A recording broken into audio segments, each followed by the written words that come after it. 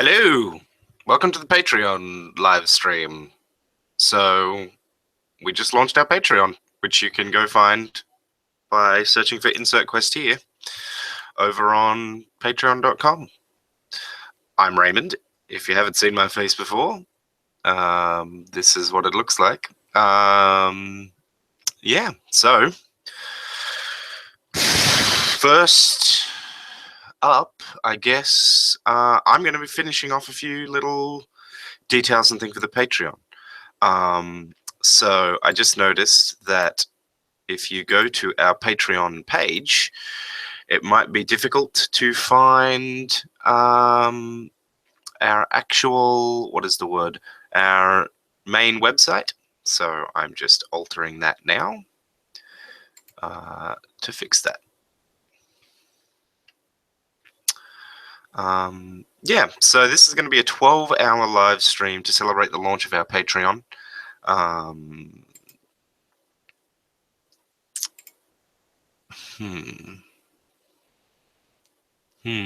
That's what I want.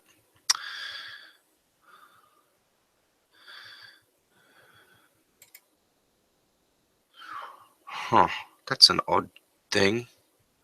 Why have they done that way?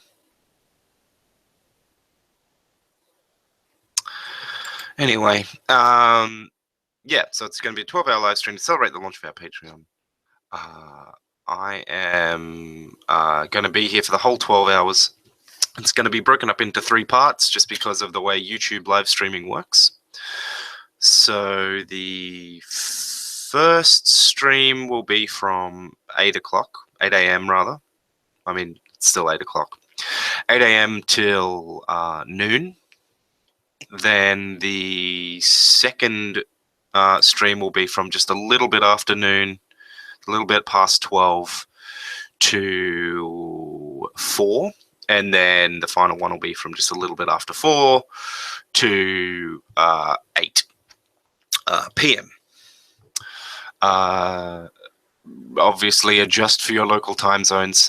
You can find all of those on by going to the YouTube playlist that we've set up for this, which most of you, that's probably how you found this.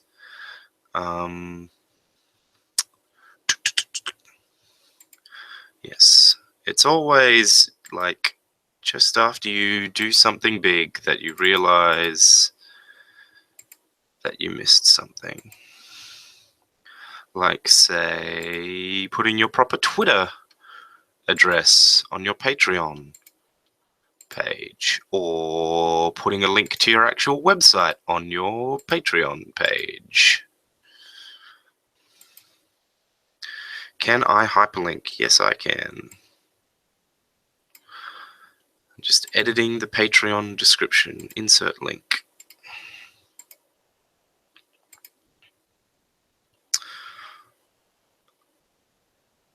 Let's just make every instance of Insert Quest here mentioned in the description a hyperlink to Insert Quest here. That will solve the problem.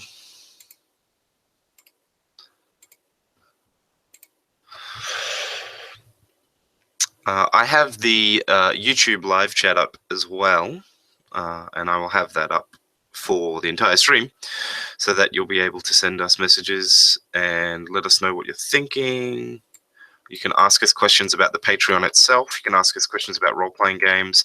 There will be guests and whatnot popping in throughout the day. For this first hour, though, it looks like it's probably just going to be me. So I'm going to take that opportunity to do Patreon stuff. So, you know, if you're here in the first 4 minutes, it's going to be me talking about me typing, which will be, I'm sure, thrilling entertainment. I will try to make it entertaining through my stage presence, which, you know, we'll see how that goes. That looks about right.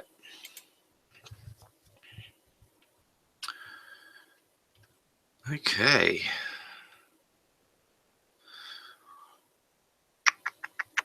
I think that's that.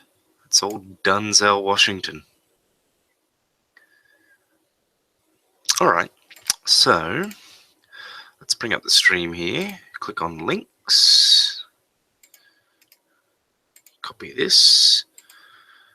And let's send out a tweet about what we're doing.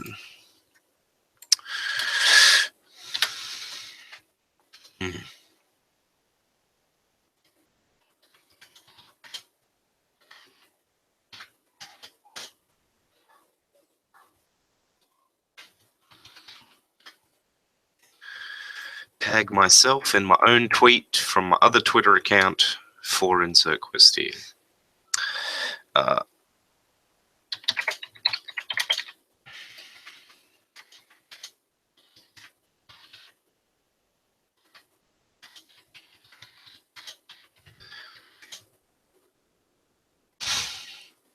You're just going to have the stream up and sleep through it, are you, Yodel?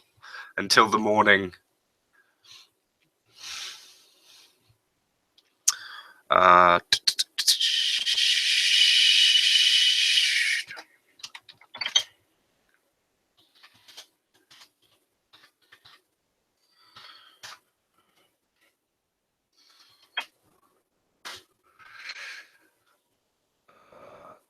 Bam.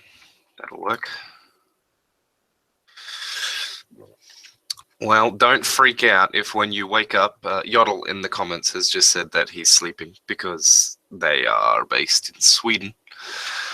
Has just said, that they are going to be sleeping through this first few hours.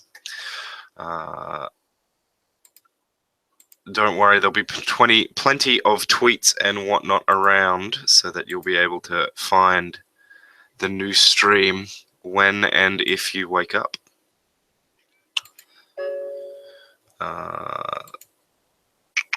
Google Plus could use with a update.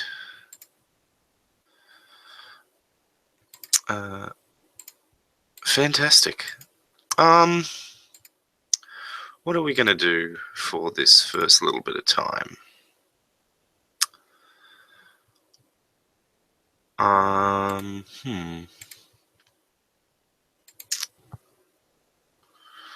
Let's see here.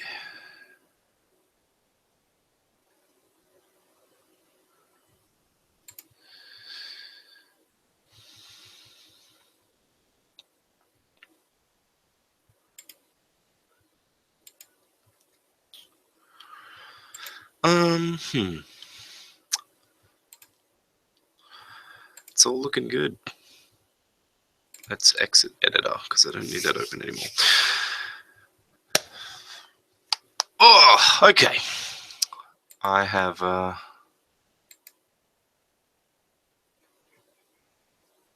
settled in some. Let's close. No, actually.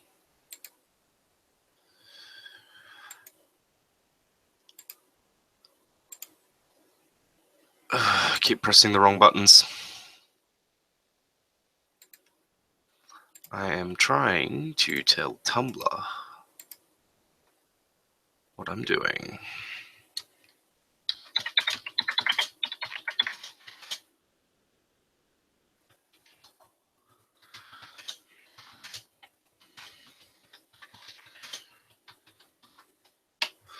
There we go.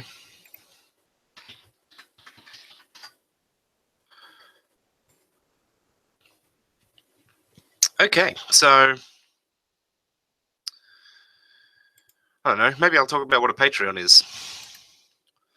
So Patreons are ways for people, or let's start this a different way. A Patreon is sort of like Kickstarter, but for ongoing creative projects. Normally you're supporting a particular creator rather than, or team of creators, rather than with Kickstarter where you're supporting a specific project that they might be running. Patreons are for people that put out content on a regular basis. And so similar to the old idea of patronage, rather than having one wealthy patron support a creative person, like they did back in ye olde days. Patreon is all about empowering even low income earners to support creative arts and creative endeavors by donating money. So it's an ongoing crowdfunding project. So you donate an amount of money, and depending on the amount of money, you get some kind of bonus back, some kind of reward for that. So we've got a reward at the $1 level where we just express that we're grateful that you can offer us any support, and you get access to a few of the low-level things, like there's plans once we reach $100 that I'll do a monthly live stream where we talk about like upcoming things that we're doing and stuff like that. Then we've got our $5 reward tier where you get podcast episodes a few days early. So that's something I might actually do on the live stream. I might show you guys how I edit, which might be interesting. What else do we have? There's the Mega Fan where you get shout outs. That's a $10 reward, and so on and so forth. Most people normally have a lot of the RPG podcast stuff that I've seen. They go up to like the $25 reward tier and then stop. We've got $1, $5, $10, $25, $50, and then $100. And so those are all the different amounts of money you can pledge. Now, you could pledge $2. You wouldn't get a specific reward for pledging $2, but you would be able to give more money. And every bit of money that you can donate to the Patreon, or rather tip to the Patreon is another way of thinking about it, allows that patron, allows the creator rather to create something new. In our instance, we're trying to just get the cost of running the site covered. So at the moment, that's SoundCloud hosting. And then we're looking to expand and get some other things up and running. Another thing that Patreon lets creators do is set up, you might be able to hear my dogs screaming in the background, is let you set up funding goals. So we've got a $100 goal of, once we're getting in $100 a month, we'll start doing the behind the scenes information and that Patreon only live stream where people will be able to ask us questions and see everything that we've got planned for the coming months and stuff like that. Then we have a $200 reward where we'll release a campaign that we recorded a while back. And some of these, there's also a notion, and this comes from Kickstarter, of secret goals, which is where there are certain things that get funded behind the scenes that you don't really try and spur your backers on with. So like a Kickstarter might have we'll pay all of our people more money for working on the project, but you won't put that as an upfront reward. You'll be like, oh, we'll do some more color, some more art for the book, and so you can sort of hide other funding goals within your open funding goals. So the $200 goal, it doesn't cost me $200 necessarily to release that campaign, although there is a lot of editing that has to be done to it. It's more about, that's what I'll do for the backers, and I'll be doing something else with that money. Most likely some updating to the site. Like, we'd like to get banners. That'd be nice. We've got an audio update to get a new microphone. I got a new webcam for the stream. So yeah, there's a $400 update to get a new microphone for me, because as you might be able to tell, this one's okay, but we can do better. Yeah, I won't read out all the goals because you can see those all over on the Patreon site, which you can find by going to www.patreon.com/insert quest here. All one word. Because they won't let you do square brackets in a URL, which is a thing that annoys the crap out of me. Like, I understand why not in a URL, but Facebook won't let us put square brackets in our name. So on Facebook, it's insert quest here, and that's not the way our name's meant to be written. It's meant to have the square brackets, and we can't do that on Twitter either. And occasionally people capitalize it weird, so people will often...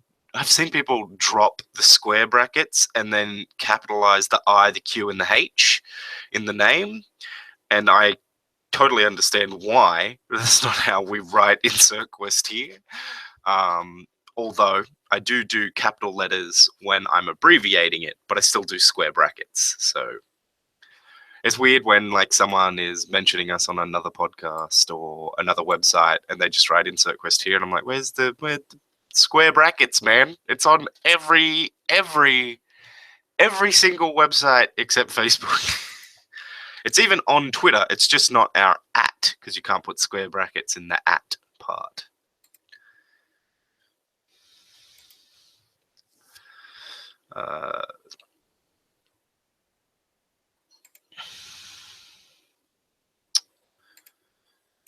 But yes.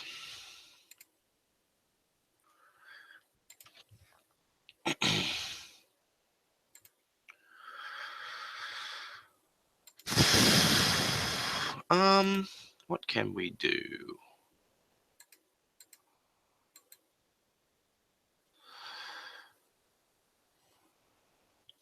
Something else that we'll be looking at upgrading is the website. We upgraded the website a few months ago, I think towards the beginning of the year. My brother did that for us as part of his university course because he's studying not software engineering, like general IT. He used to be studying software engineering. And so we upgraded the design of the site a little there, basically just added a new theme and ironed out some of the display stuff for the SoundCloud plugins. But we also want to get banners, which I mentioned a minute ago, art banners for the sites. So those are currently being designed and have been partially paid for. And we're probably going to have to change the layout of the site to get those to fit into the layout over on WordPress. There's also been discussion of getting a normal a dedicated URL rather than insertquesthere.wordpress.com. So remove the WordPress basically. Something else I want to do is do more what is the word? More collaborations with other podcasts. So we work a lot with the people from Rag Nerd Rock, which is a New York State-based podcast over there in the Americas. And we've worked with them since Gods and Monsters. Ryan from Rag Nerd Rock ran Gods and Monsters for us. It sounds like somebody has joined. Hey. We have our first guest. How you doing, If Beck? you can hear me. I can hear you. Yeah, good. How are you? I am good. I have been up since 6:30 preparing. Oh, that's horrible. And I couldn't sleep.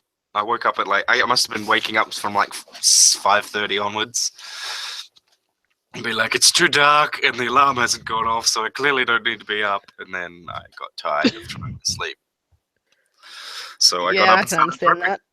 And then it hit 8 o'clock and I still wasn't ready because I realized that there was on the Patreon page, there was nowhere to put a link to the actual WordPress site. So I had to embed it in a bunch of different places.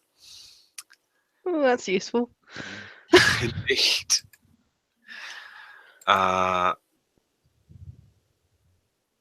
How you been lately, Beck? Yeah, good. Same old. Why don't you Trying to make sure I had enough internet. trying to make sure you had enough internet out in the wilderness? Why don't you tell Yeah. anyone who may be listening how you know me and how you got into role playing? So Raymond and I met in high school. I was a year above you. Yes. Yeah, and so, we hung out in high school and then I got into gaming good few years out of high school through my other friend Alexandra. I just started gaming as a way to hang out with that group because otherwise what life would be boring. that's what they all did. Yeah, it's like everyone meets up to do this. Well, I may as well do it too. Yeah. And I so think that since then, it's just been fun. yeah, your first campaign was like a Pathfinder campaign, and then your second campaign was Wild Talents. No, my second one was the one with Proskovia. What was it? Oh right, yeah, we did Realms The of Light. I forgot about Realms of Yeah, Light, that's which the was one. a fantasy setting World of Darkness game that I ran, which had some good stuff and some bad stuff. Weirdly, none of the bad stuff was because of World of Darkness. Uh, it was due to my style of GMing at the time, which has changed to using games that embrace the way I run games, as opposed to Pathfinder, for example. I really enjoyed that game though. It was good, but that was Yeah, mostly because of my character. there's the dreaded base rate, not base rate, it's the other thing. What's it called? Better Angels. The dreaded Better Angels campaign I ran, that was hot garbage. It was a hot garbage campaign full of hot garbage ideas. It's always fun when everything just goes crazy. Yeah, crazy can be fun. Our base raiders campaign is a bit like that. The last, the what is it called? The arc that is currently airing on Insert Quest here. They are in Paris, and they have to go break in to a former Nazi bunker that is now full of French neoconservatives. Which coincided nicely with the US presidential election because, yeah, the climax of that arc, they got to go fight neo-Nazis on a UFO over Paris. So the American players got to let out their frustration. That's good. Nice to have somewhere good to channel it to. Indeed.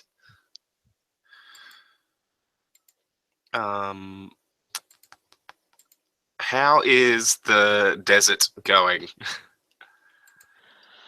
Yeah, it's good. It gets disgustingly hot out here, but it's not too bad. Yeah, we're going into summer too, so this will be your second summer out there. Because Yeah. didn't you head out there in like January or something? I can't remember when you left now.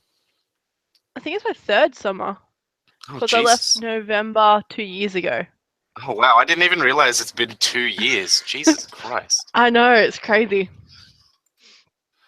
Right, yes, because we started Insert Quest here in 2014 and we recorded the Wild Talents campaign pretty much just before you left. Yeah. Oh, Jesus. What a wild ride. Yeah, makes me feel old. I hope you get Lots of things make me to feel move old. back to Newcastle at some point. We're hoping next year, so that will be nice. It would be Actually excellent. get into some more gaming or something. Yeah, you do an actual campaign of Eclipse Phase instead of one-shots and weird semi-linked things. Yeah. Yes, it'll be fantastic when I don't have dropping out internet. Yes, that will be good too. That can be fun. Yes, I'm just wondering what to do. I've got 12 hours of this.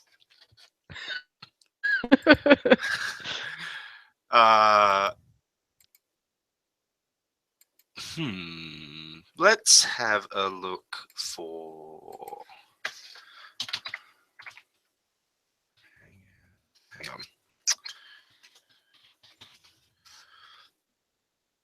So, Hangouts used to have games and things you could plug into it. Hang on, Hangout. That's not what I want. Games, plugins. Let's see what we can find. Google Plus Hangouts app directory.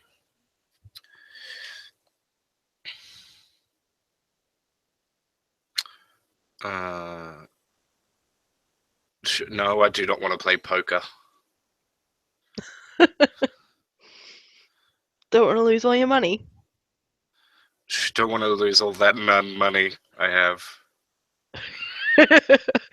Yeah. Virtual whiteboard. God, these are terrible. It's because like Google cut a lot of the support for plugins recently.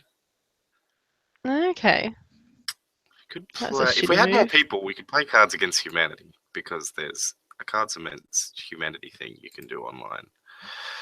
But Cards Against Humanity would be boring with 2 people. I don't know. We could look at RPG news.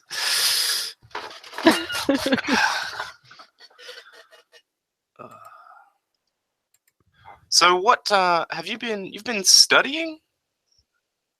Or yeah, I do pharmacy. Just uni. Nice. Cool.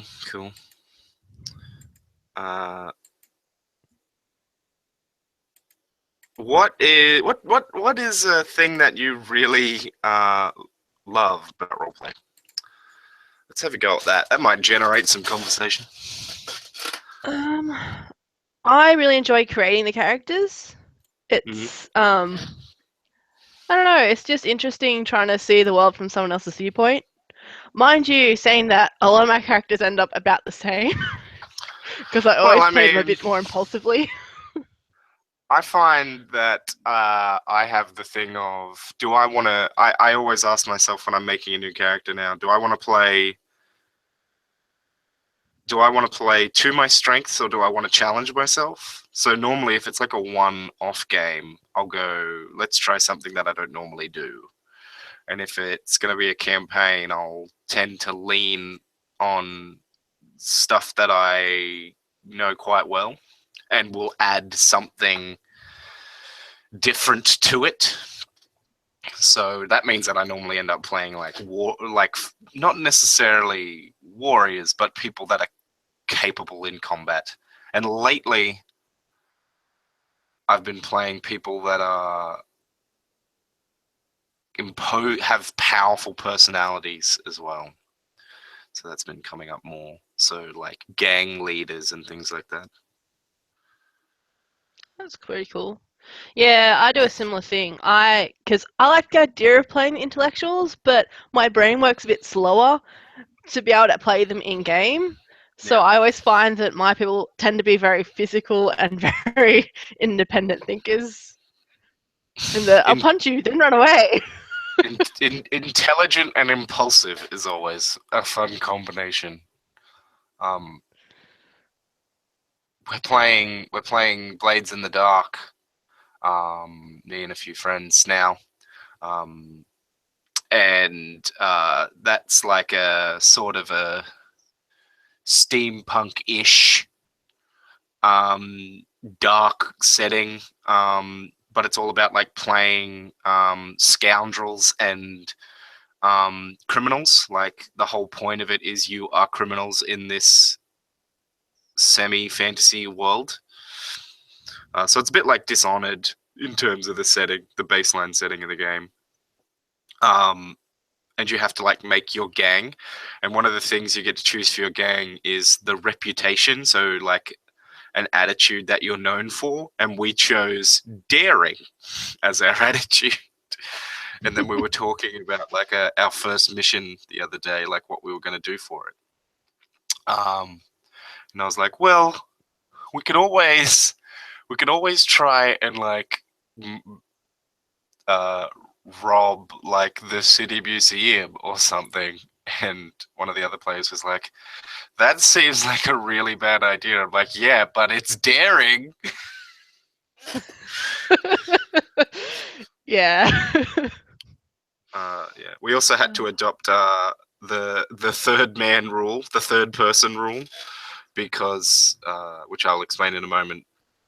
Because we kept, while we were trying to decide things during the setup phase, we kept going, oh, I don't mind. I like these two things. So like we'd narrow it down to 2 or 3 things, and then everyone would be like, I don't really mind either way. So then I'm like, okay, we keep all saying we don't really mind either way. So from now on, if the first 2 people say they don't mind either way, then the third person has to pick something. They can't also respond with I don't mind either way. That's a really good way to solve things. I Because you got do the get stuff in idea. those lips a lot. Yeah, indeed. I got the idea from what is that terrible movie called? World War Z. Because in World War Z, Oh, when yeah. they go to Israel, and the Israeli guy's talking about the eighth man or 10th man doctrine, which I don't know if that is a true thing that Israel adopted or not. But it's all like, if 9 people say the same thing, then the 10th person has to take the opposite position. And I'm like, well, I don't want us to take the opposite position, but we have to have a tiebreaker. So the third person has to be the tiebreaker every time. You can't also say, I don't mind. Because then Yeah, it's a good rule. Then we don't get anywhere. Yeah, and it can work with like anything. Really. Yeah. You just have to establish it. Just don't want why did you pick that random ass thing? It's like, because everybody else wasn't picking anything. You want to make sure everyone knows that that rule is in effect, because otherwise, because some people will say, oh, I don't mind, because they want to let other people make up their mind first, which is a thing that I do, like, sometimes, because I have a strong personality, and I will force things to go my way, even without being overbearing. I can, in a social situation, I can tend to like direct people towards the thing I want. So This is what we're doing now. You are now okay with this. well, yeah, I mean, I did that in our Blades of the Dark game as well, because it's powered by the Apocalypse game, so the things you pick for your characters tell the GM the kind of stories they want.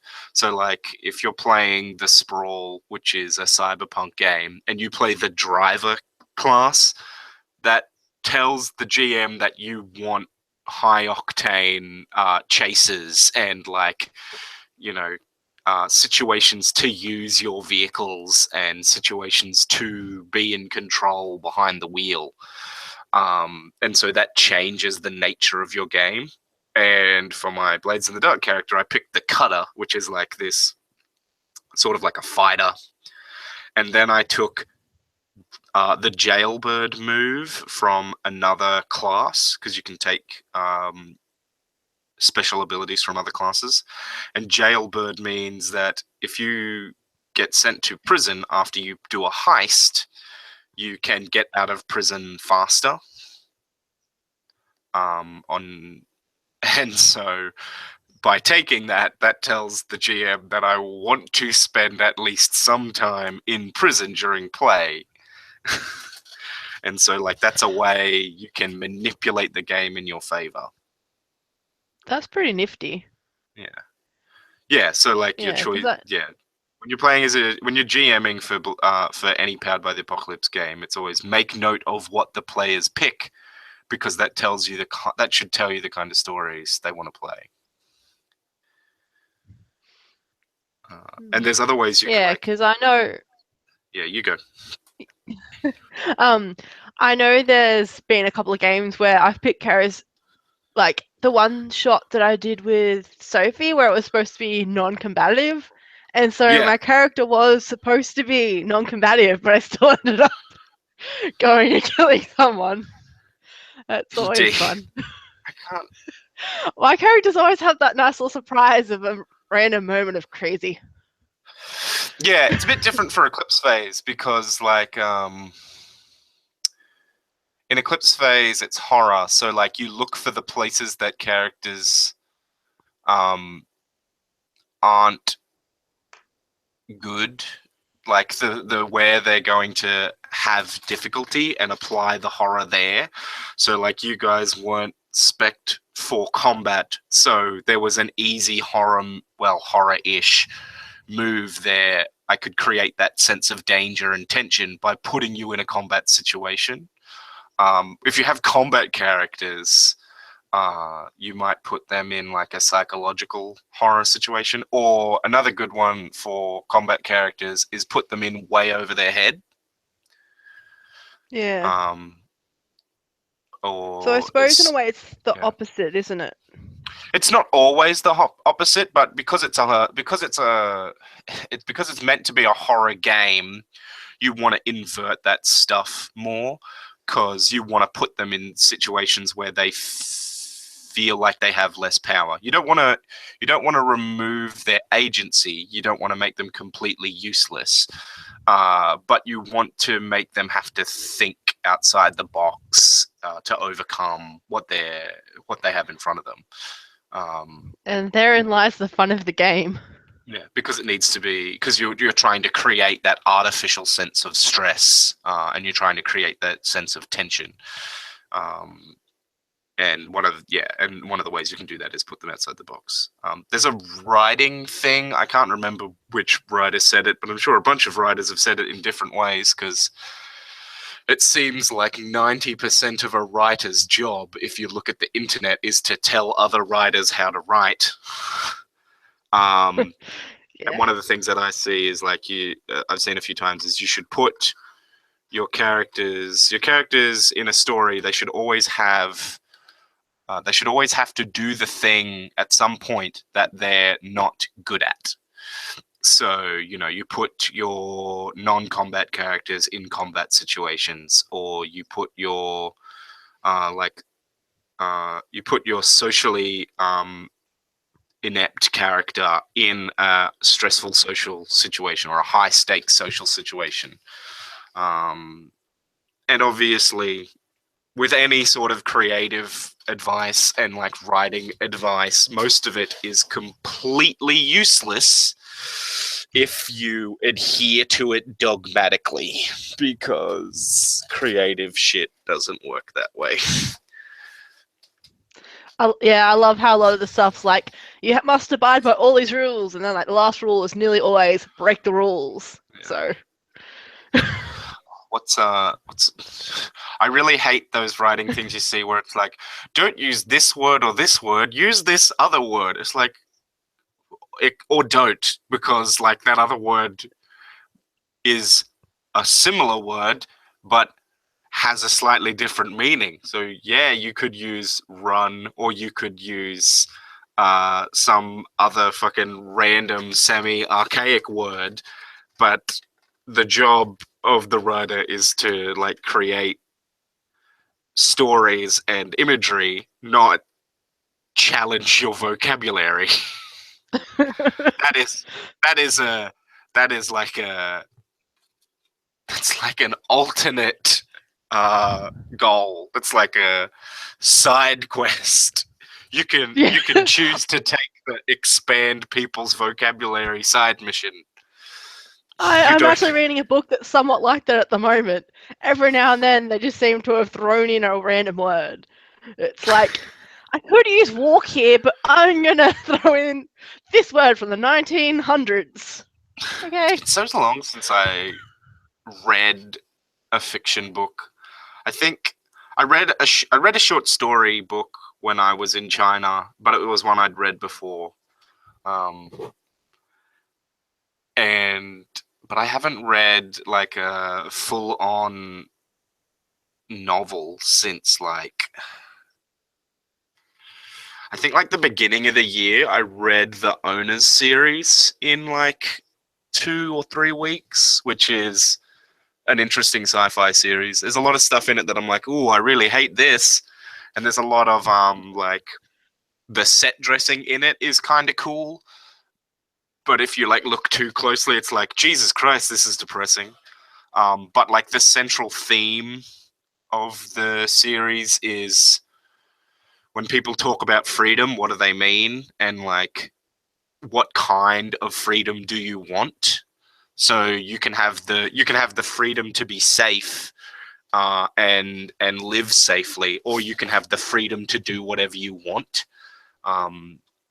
So like the freedom to do whatever you want means you can kill someone at random, but it also means anyone else can kill someone at random, and thus that removes that removes your freedom to live and survive and grow. And so, but if you have that freedom to live and survive and grow and develop as a person, then you might lose the freedom to do whatever you want, or to own a firearm, or to eat how you want, or all this other stuff.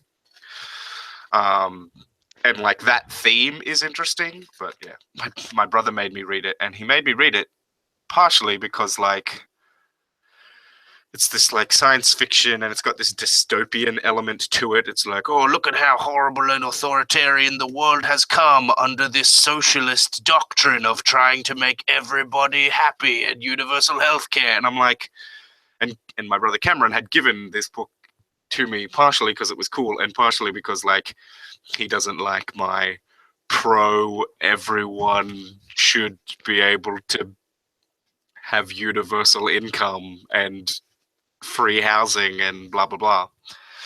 And he was like, gave it to me to be like, yeah, look at how bad socialism can be. And I'm like, yeah, of course socialism can be bad, but like so can capitalism, so can anything. Like, it's not the interesting theme of that book is not socialism is bad. The interesting theme of that book is freedom is complicated and multifaceted. And somebody in the chat has just asked for a link to the Patreon URL. Here is that. If you're viewing and you're not looking at the chat, you can also get to the Patreon by going to www.patreon.com/insert quest here. You can also just search for insert quest here. If you search for the insert quest here with the hard brackets, it should come up. And if you search for insert quest here as one word, it should also come up. Yeah, we're just talking about story composition at the moment. What's the book you're reading about? It's, I don't know, it's a bit complicated. It's a bit like, I suppose, romancy, but in a supernatural way. Is it? I can't remember the name of the series. It's not the Outlander series, is it? No, it's in like a collection of books by a not well-known author, and I can't remember the name of it off the top of my head. You know the name of the book? But it's like 13 Supernatural 13 or something. I shall look it up while you tell us about it. So it's about how a young woman lives her life as a witch in her society, I suppose, and it's a bit rom-com-y in the way that she's trying to search for this perfect partner that she needs to get her full powers. And it's, yeah, I don't know, there's something interesting about it, but I can't pinpoint it. I think it's just the idea of tackling a kind of standard young adult novel, but in a supernatural sense that's actually more aimed at adults, because she's in her 20s, not in her teens, which is interesting too. Yeah, it's nice. Yeah, there's a lot of teen novels. Well, yeah. I have not managed to find the book. Hang on a second. I think I know where I've got it. I found The Last 13, which it is definitely not, because the protagonist of that book is a man. And I also found The Collected Supernatural and Weird Fiction of F. Marion Crawford, Volume 1, including 2 novels, The Witch of Prague and Marzio's Crucifix. That is a really, really long name for a book. That is a really long name. I think bookdepository.com needs to rethink how they're writing up their names. Because I don't think that's working. In fact, looking at the cover of the book, that doesn't even look like it's the name of the book. They've just added on the little novels that are hidden within the short story collection. Every single name in the book must be on the cover. All the stories. Yes. So the book I'm reading it's in a collection called The Paranormal 13. I think it was a free iBook. So the one I'm reading at the moment is the first one in that book. It's called Dark Angel: The Witches of Cleopatra Hill, Book 1, and it's by Christine Pope. Oh, there you go. Dark Angel is Yeah. a great TV series as well. It really is. I love that TV series. That was created and partially directed by James Cameron of Terminator, Titanic, and Avatar fame. And Aliens. Arguably the best alien movie. Aliens. As in, from the series. I mean, the best alien movie is probably, like, in terms of genre, is probably... I don't know. What's my... I'd go with The Day the Earth Stood Still. That's pretty iconic. And holds up well. I've seen the original Day the Earth Stood Still, and I liked it. Which is weird. I normally find old movies and stuff boring as hell because of pacing. Yeah. That's why They I always don't have like really bad cameras work as well. Yeah, because they're still using some of the framing of theater. So it's like, here's this entire scene from far away. It's like, why did you shoot it like that? I have seen the Keanu Reeves version of The Day the Earth Stood Still, and it's not shit, it's just completely unremarkable. Which is, Yeah, it's never good. Yeah, you don't want to make an unremarkable alien movie. Oh, look, somebody just backed our Patreon. Let's go see who That's backed exciting. our Patreon. Woo, we got our first backer.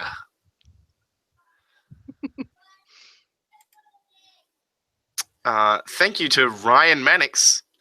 I hope I'm pronouncing your name correctly, Ryan, because I work with you every other week.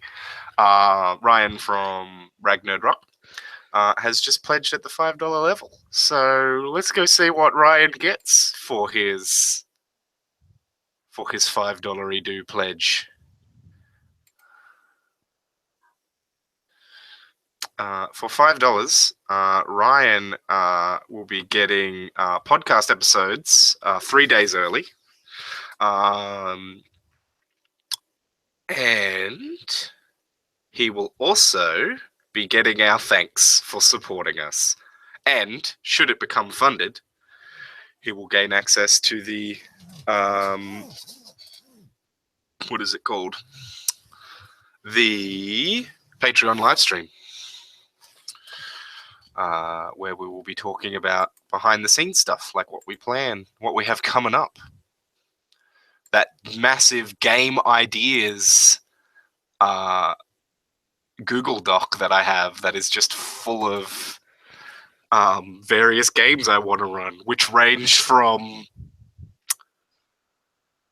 I think there's a Dungeon World campaign in there that is just, it's a normal fantasy campaign, except you live on the bottom of the ocean because you're mermaid men or women.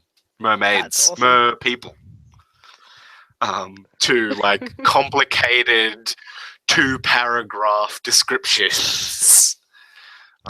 And then there's the backlog of games that we've backed on Patreon. like not Patreon, the other thing, Kickstarter. Like there's Thin Blue Line, which is a police procedural set in Detroit. Yeah, set in Detroit. Actually, yeah, Detroit, where you are part of a police precinct that is in like that deals with a lot of the weird semi-supernatural stuff. And that uses the Savage Worlds engine, which is a game system I've never played. But I backed it because it's like police procedural, and there's not a huge amount of police procedural RPGs out there. What else? There's Blue Rose, which is romantic fantasy, as in romantic. What is the like? Yeah, as in the genre, not like like romance music, as in that period. Oh yeah. So it's meant to evoke that. It's a lot more about like it's a lot less Lord of the Rings, Conan the Barbarian, and a lot more like interpersonal struggle and stuff like that. It was the first Blue Rose was like the first RPG that was specifically built from the ground up to be aimed at women. And when it was first released, men ruined it for everybody, as men do.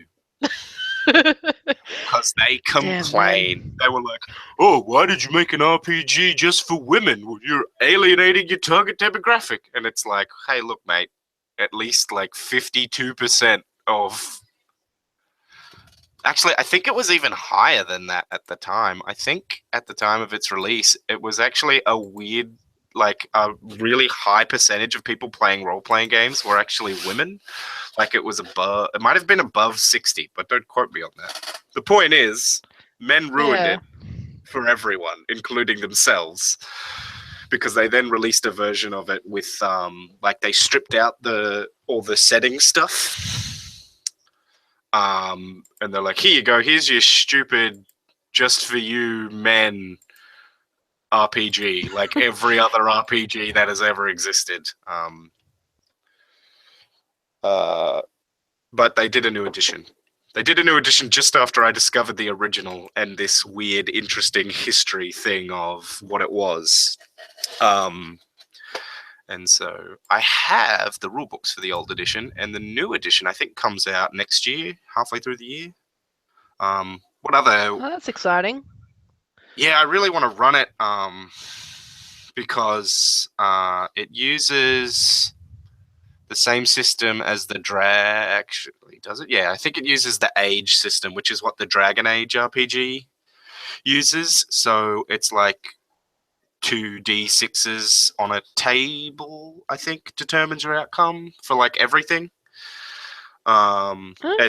It's sort of a bit similar to the Powered by the Apocalypse games in that regard. But the art for the thing is brilliant. It's like all these sort of it's almost like a fusion of like stained glass and watercolor. So the book is fucking fantastic. Yeah, I'll have to see that sometime. That sounds amazing. Yeah. Next time you're up at Newcastle or across at Newcastle, I will. I'll show you the PDFs. What other things have we backed on Kickstarter that we have yet to play? The Veil, which is a Powered by the Apocalypse cyberpunk game, which I think I'm getting my back a copy of that on the 17th of February. That has a sort of a how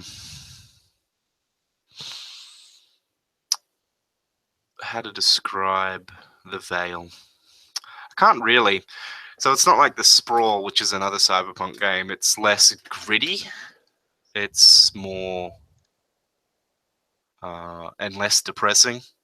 there's like a class in the Veil where you're a playbook where your whole thing is that you deny the like all the cybernetic implants and stuff, and you're all about like honing the physical body and the unity of that. What else is there? There's the Red Markets, which, Jesus Christ, I want to play that game. That's economic horror. So that's all about how the end of the world comes, but there's still bills that need to be paid. So it's set in I like this... that there's... You go. Yeah, I like that the fact that it's something completely different to normal just hack and slash role playing. Yeah, so it's set in like a partial zombie apocalypse. So like there's parts of the world that are completely fucked, like you'd expect from an apocalypse, and then there are parts that are okay, but the economy is radically different. And it's the core book is set in like in America. And there's actual plays of that because Role Playing Public Radio helped develop it, and one of their players is the guy that wrote the majority of the book and developed the system. We actually did an interview with them about it. Yeah, so you've got these people you play as people that live out in the apocalypse part, and the goal is to get into the safe zones, and you want to ideally live comfortably. So you're pulling all these jobs out in the wasteland to try and earn enough money so that when you retire, you never have to work again. But the main goal is to just get into that other part of the world, get enough money to like pay people smugglers to get you across the line, get you over the Mississippi, or get you to the Australian coastline, because apparently Australia did quite well during the apocalypse. Which I talked to Caleb about. I'm like, why? Why did we do quite well? Why are we practically a superpower when we have no manufacturing capability? Everything we make is raw components that are then exported to other countries, and then we import the refined product. So stupid. So stupid. Oh, we're going to build cars. All right, let's send the iron ore to China where it gets turned into steel. Then we'll import the steel. It's like, oh, this is really expensive. We should just make the cars in China. Well, now we don't manufacture cars. Brilliant. I think I talked about that on the Red Markets chat. And then I feel like there's another... Oh, yeah, we got sent an RPG recently.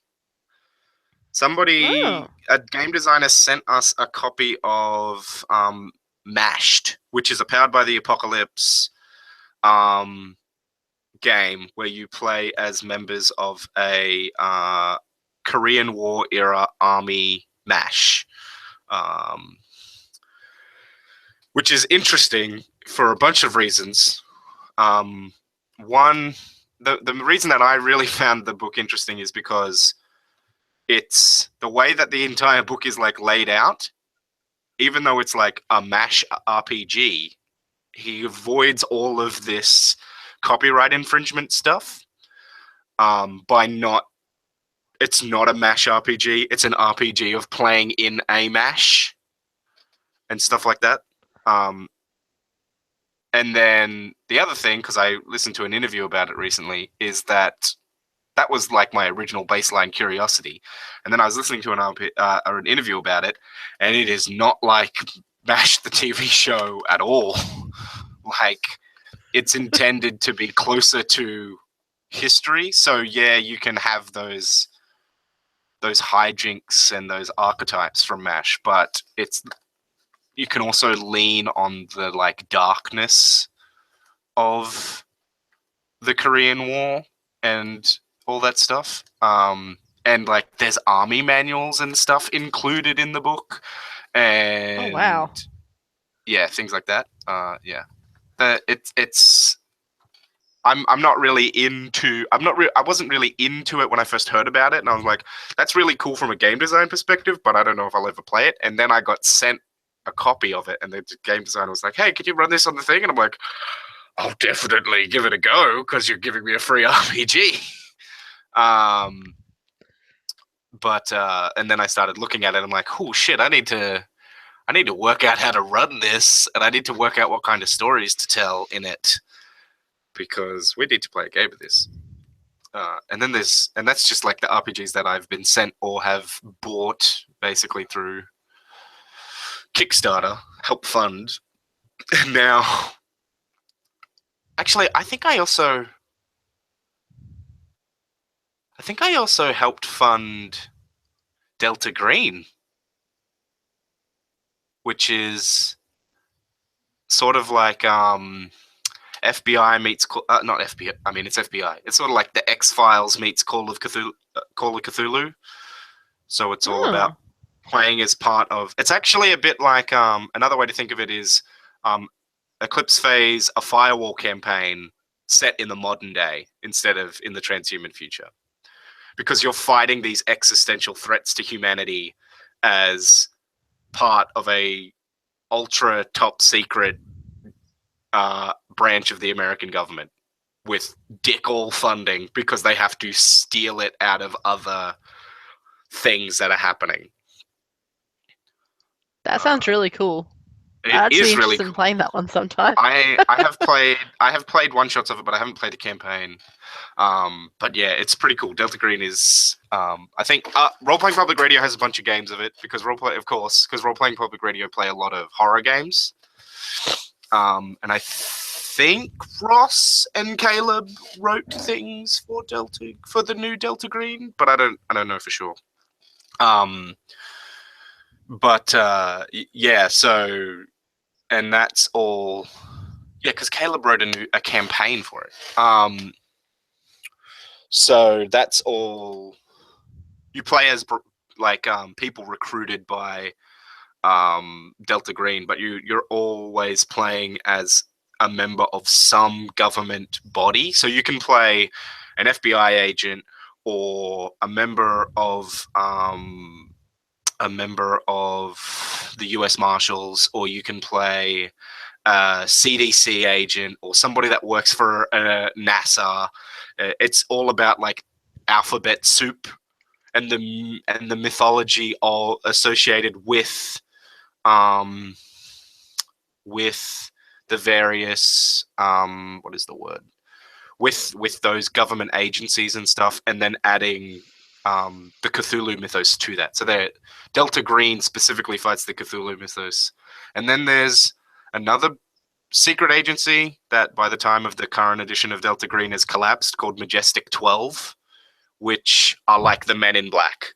So Delta Green was started, I think, in like Delta Green was started like just after World War II, but has its roots as far back as like 1920 in the Navy Scientific Research something, which is referenced in it's referenced in a actual H.P. Lovecraft book.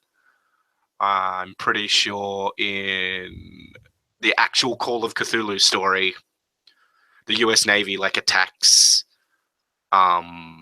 this town, and like that's where Delta Green starts in its history. And Majestic 12 starts with the Roswell crash, so it's like, oh boy, these aliens, they're gonna give us some trouble. We should send in some agents. And Majestic 12 in the original edition of Delta Green is like an antagonist because the aliens have like taken over Majestic 12. They've like brainwashed Majestic 12's agents. And then I think in the current edition, Majestic 12 was collapsed. And then so there are Majestic 12 agents. The ones that weren't brainwashed are now part of Delta Green. And then they have branches for other countries. So I can't remember the Russian one. It's a bunch of words, a bunch of letters. So it's just an acronym that doesn't mean anything, pretty much. I think the British Delta Green-ish thing is called Gemini or something like that. And I don't know if they made an Australian one. But it'd be cool if they did. I don't know what it would be. It'd probably be like 10 people. I'm from the CSIRO. I do solar panel research and I helped develop the pacemaker. Oh, cool. What do you know? What do you know about Shoggoths? Not a lot. Really just focused on solar panels, like making them more efficient. I'm really good at dealing with my funding being cut. I've got 10 ranks in funding being cut. It's a useful skill to have as a scientist in Australia. Yeah, it really is. But yeah, Delta Green is cool, but I've never run it, and I've not played in a campaign. But I've played in one-shots. I played in... Ross Payton ran one for his Patreon backers, which was... You were called in to a Delta Green operation that another Delta Green group was doing, and you were there to be cleanup and support. So you were meant to like burn the bodies when they were done or whatever. And you get there and all of the agents that were sent out are dead, and you don't know who killed them, and it like doesn't look like there's any real supernatural element to it. There's just a bunch of like dead agents, and you're not. And you thought you were going to be like burying 1 or 2 bodies. You didn't think you'd have to do their mission. And then like you stumble across one of the agents alive and all this other stuff. But the premise of it is, what if Delta Green had made Jason Bourne using Cthulhu stuff? And so you're up against Delta Green Jason Bourne, who's gone rogue from Delta Green and is on his own mission. That's fantastic. And his superpowers really, like the way that Ross represented the weaponized Jason Bourne power was, if that character has like this ability to sort of predict events, but only like semi-logical behavior, like things that a human being would reasonably do. So you can like disrupt the timeline by just going and doing something that makes no sense, and you can throw him off. So like if it was even possible for your thing to be predicted, like if it would even, the thing you're trying to do even against him even falls into rational human behavior, then he automatically criticals his attempt to oppose you. So my character was a army medic who had served with the Mountaineers, and I like rocked up, and he like ran our car off the road, and I got out of the car with my assault rifle and went to shoot him, and the minute I said I'm gonna try and shoot him, I just got shot in the stomach. Oh, jeez. Because like he could no thought at all. Because he could predict it, because that's a normal thing that someone would try and do. Whereas Ross ran that for the Patreon backers, and then he ran it for his normal group. And like they got out of it by like doing shit that made no sense, but they didn't know that was his power. So I think, yeah, one of them like tried to rush him while he was shooting them, and it's like no one would charge through the gunfire or something like that. Yeah, so because they were doing that, they tricked him not tricked him, but they didn't even defeat him. They just managed to survive. Whereas our team, I think our team died to a man. Like, I don't remember if I survived. I might have survived. Yeah, I did, I think. I think my character survived because I got arrested. And I think everybody else died, but I'm not sure. Somebody survived. It might not have been my character, but it was a really cool premise like Delta Green would have done shit like that. You know, I think he was actually a remnant of Majestic 12, but whatever. Same difference. The point is, we had to fight Jason Bourne, and he had time travel powers. I feel like that's something one of my characters would be very well suited to, because half the time they end up doing a really random crap. Yeah. Oh goodness. Yeah. It was pretty off the wall. Whew.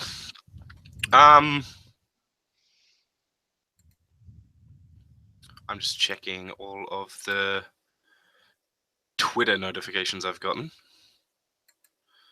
about what we're doing. Yeah. Well, that's the first hour down. We managed to make it through the first hour. 11 more to go for me, Ooh, at an hour. least.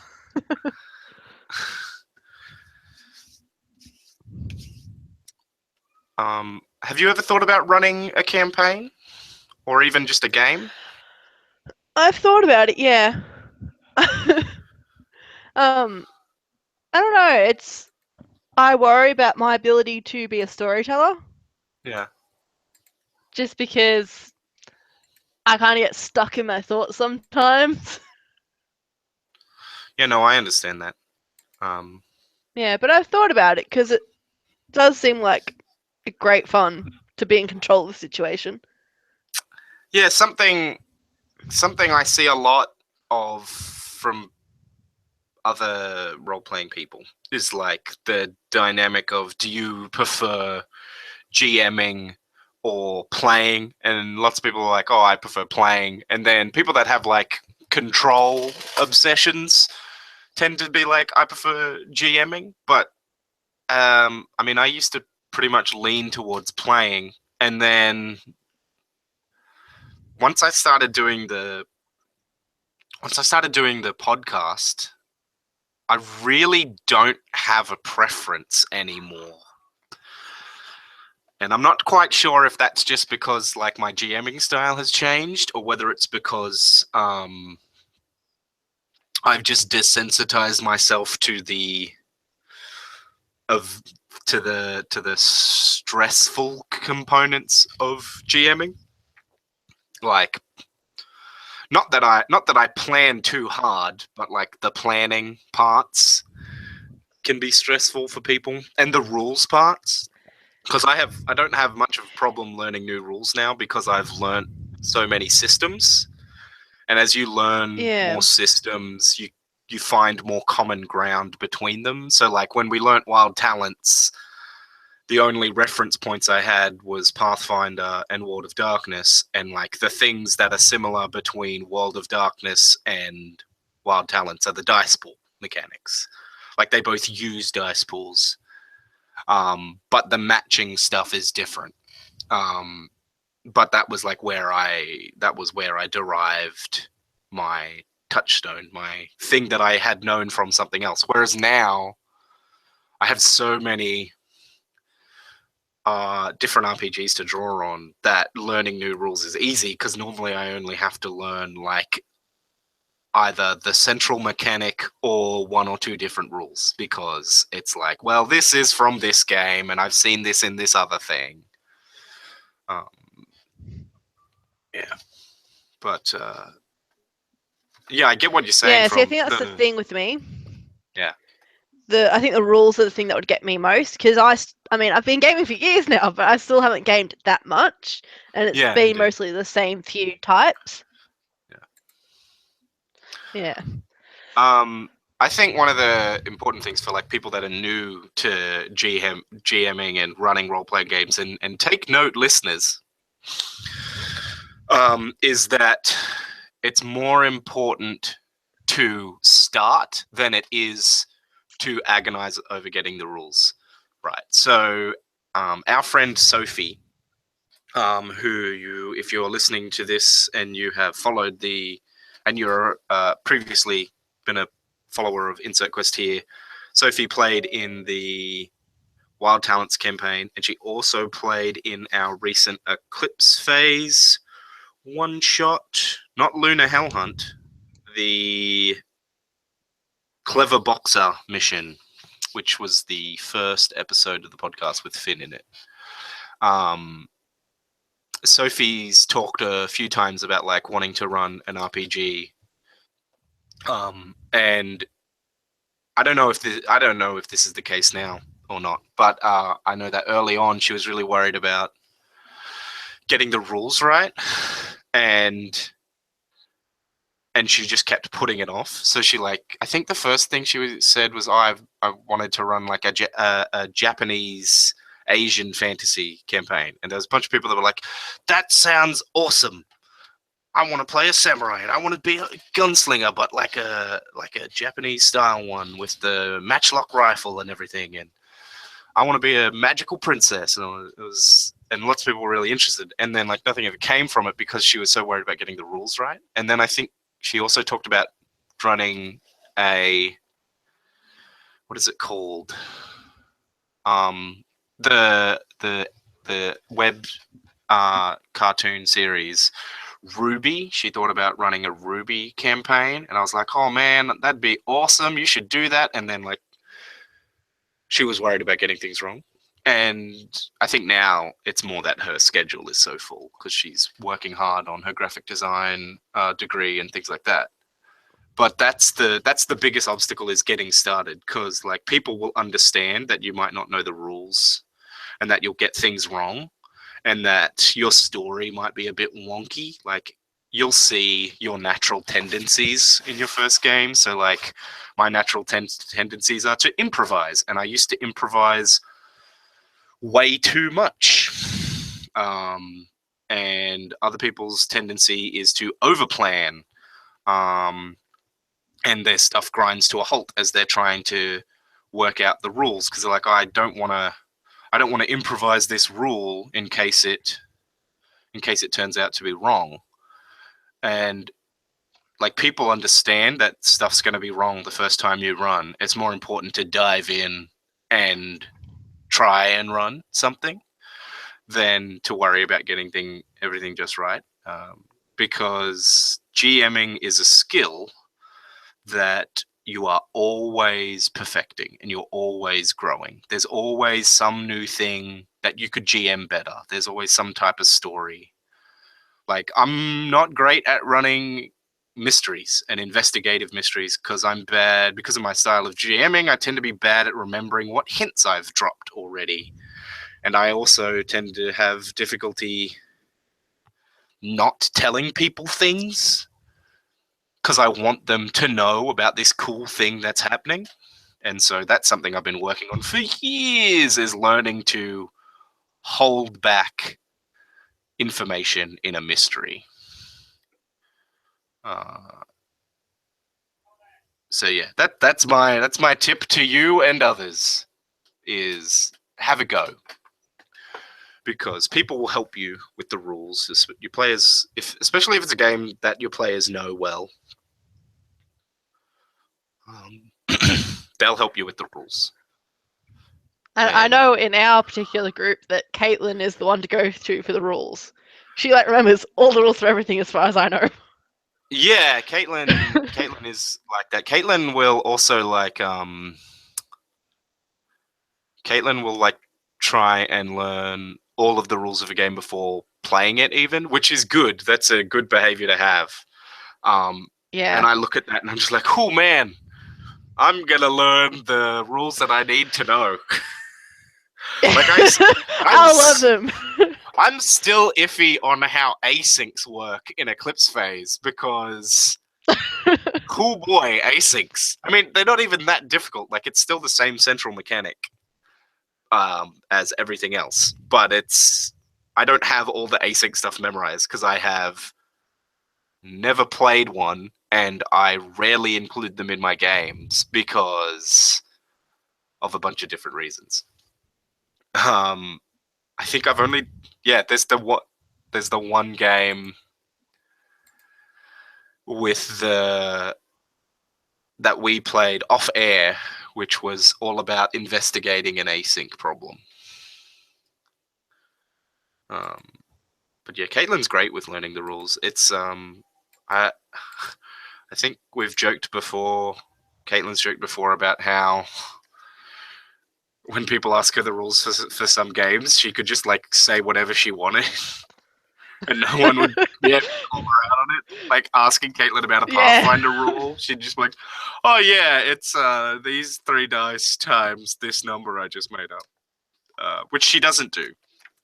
But she has previously talked about how she could totally do it. Yeah, she could get away with that. No one would question her. I think that's part of the that's an obstacle though to learning new systems. If you're that kind of person that needs to learn all the rules before you, well, not even need, but want to learn all the rules before you'll play, because that makes it harder to learn new systems because you're trying to commit all these rules to your memory. And it's an obstacle, but it's not an insurmountable one because it's just time to learn new rules. But it makes like trying out new systems difficult, and that's a problem for a lot of people that play. Like, there's people out in the role playing world, and play the games you want to play, obviously. But there are people that only play D&D or only play Pathfinder for their entire lives, and then maybe once or twice will play an offshoot. So like maybe people that play D&D that have been playing D&D for their whole RPG life might have once or twice tried D20 Modern or D20 Future, which is exactly what it sounds. It's in the same way that Dungeons and Dragons and Pathfinder are toolkits for playing high fantasy adventure.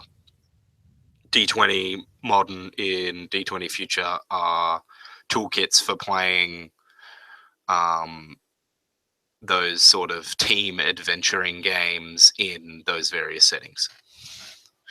In like in a modern-ish fantasy, I think like the main thing people use for D20 Modern for is to play, when it was popular, was to play like urban fantasy. So like, there's elves hidden in the modern world or whatever.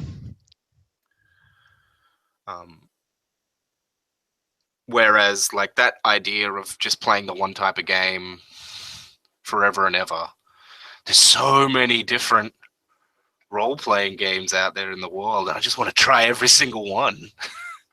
Like, even though I'm not a huge fan of fantasy, I want to try a bunch of fantasy games because I don't hate fantasy genre stuff. It's just not my first go-to because everyone does Tolkien. Like, one of my favorite book series is the Stormlight Archive, which is a fantasy book.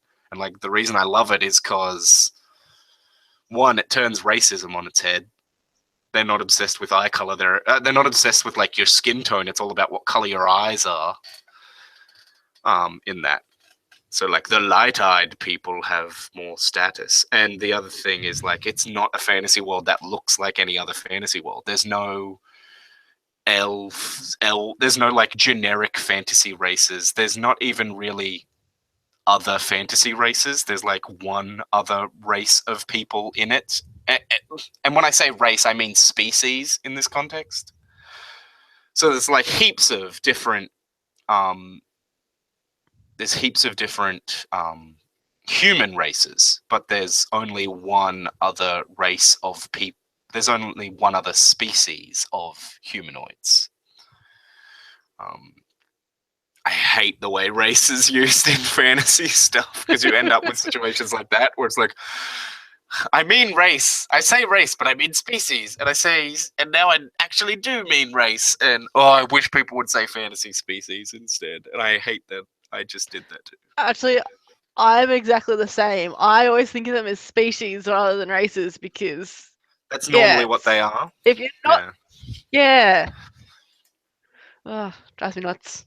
But they're always called races, and so then you fucking fuck up your description. um,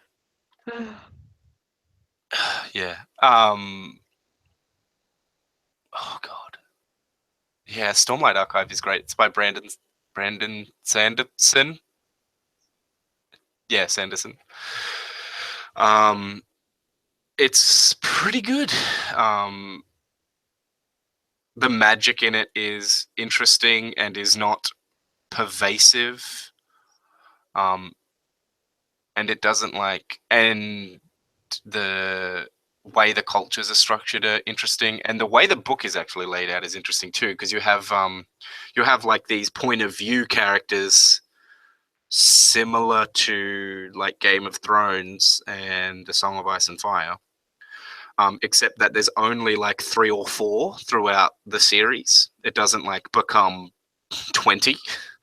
And then you have the books themselves are broken up into 3 acts, and between each act you have like sort of you have new point of view characters that you might return to in the same book, but like you won't return to in the main acts, and they give you like information from other parts of the world, or different perspectives on scenarios. So like you might be like, oh, it's random city guard from random other place, and then you see like this world event that then gets referenced in other sections, or it might just be to show you what these other cultures are like, and it's sort of like a breathing room.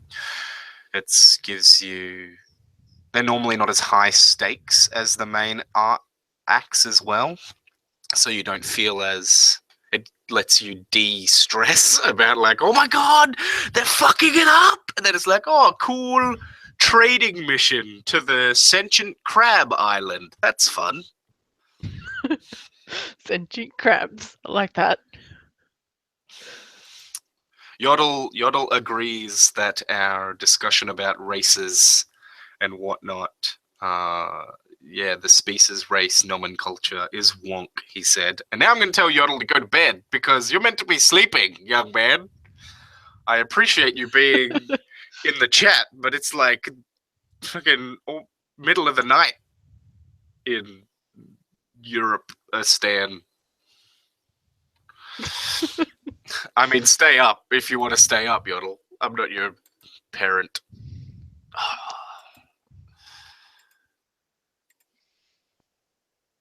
Yeah. I don't know. I get so tired of fantasy genres copying Tolkien. Yeah, it's all very much the same. And like Tolkien is important and influential, but it's just like, do something new.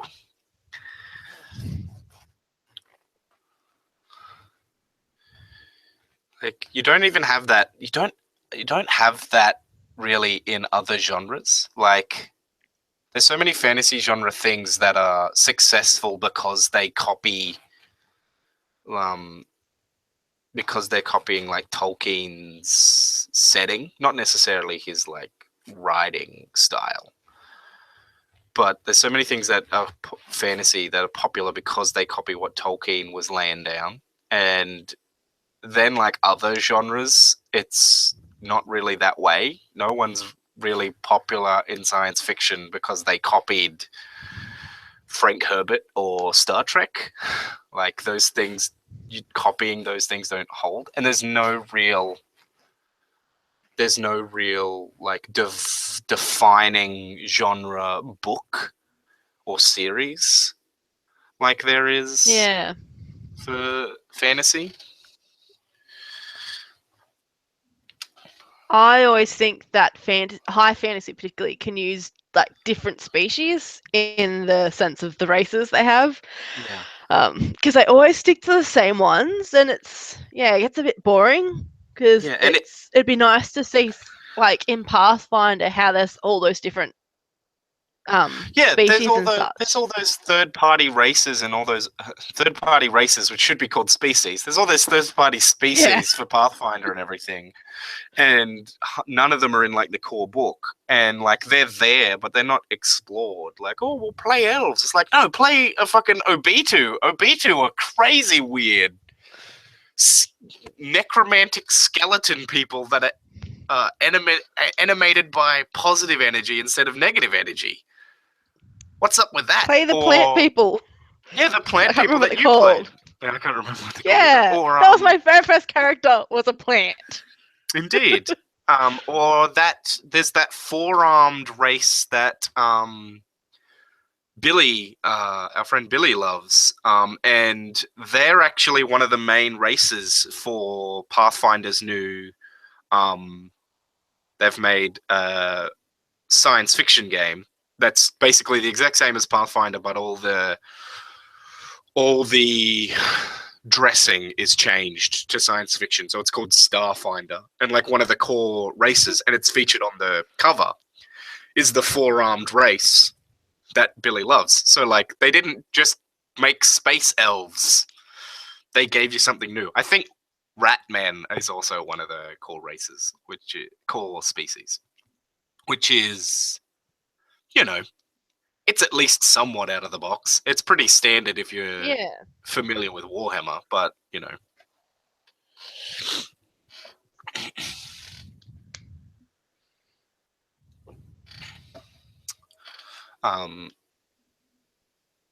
Yeah, there's so many interesting races. I mean, to species, fuck me in the anus with a mace. That does not sound nice at all. There's so many interesting fantasy species that people have come up for D&D that aren't even explored. Even the tieflings, which are devil people. You know, they've got horns and little devil tails. Like, that is more interesting to me than elves. And and a lot of the times people are like, well, I have elves, but they're different. And it's like, oh, great, why didn't you just make a whole new race? Why'd you go elves but different? Like what is it called? The Elder Scrolls has the Daedra, which are demons. It's like, what? They're demons. You call them not demons, but they're demons. Yeah. It's like, look at our elves. They're all different. One of the many writing rules that I've read is about if you're making something that's a human, call it a human. And it's like, yeah, it makes sense that if it's too similar to something that you can't exactly call it something different. Yeah. But there's nothing saying that you can't call it something different. It's like how all the using Elder Scrolls as an example, and that's not to say Elder Scrolls is shit, or even that what they've done with the various other species that they've created for all these fantasy genres isn't interesting. It's just that there's always this underpinning of, oh boy, you would have had something really cool if you just abandoned your elf preconception and gone full tilt into this idea. And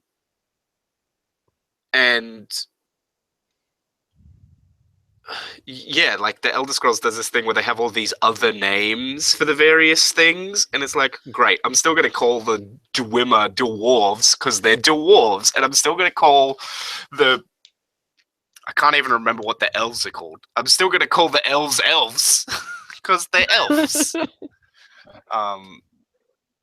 One of the things I like in Dragon Age and Mass Effect to a degree, more Dragon Age, is the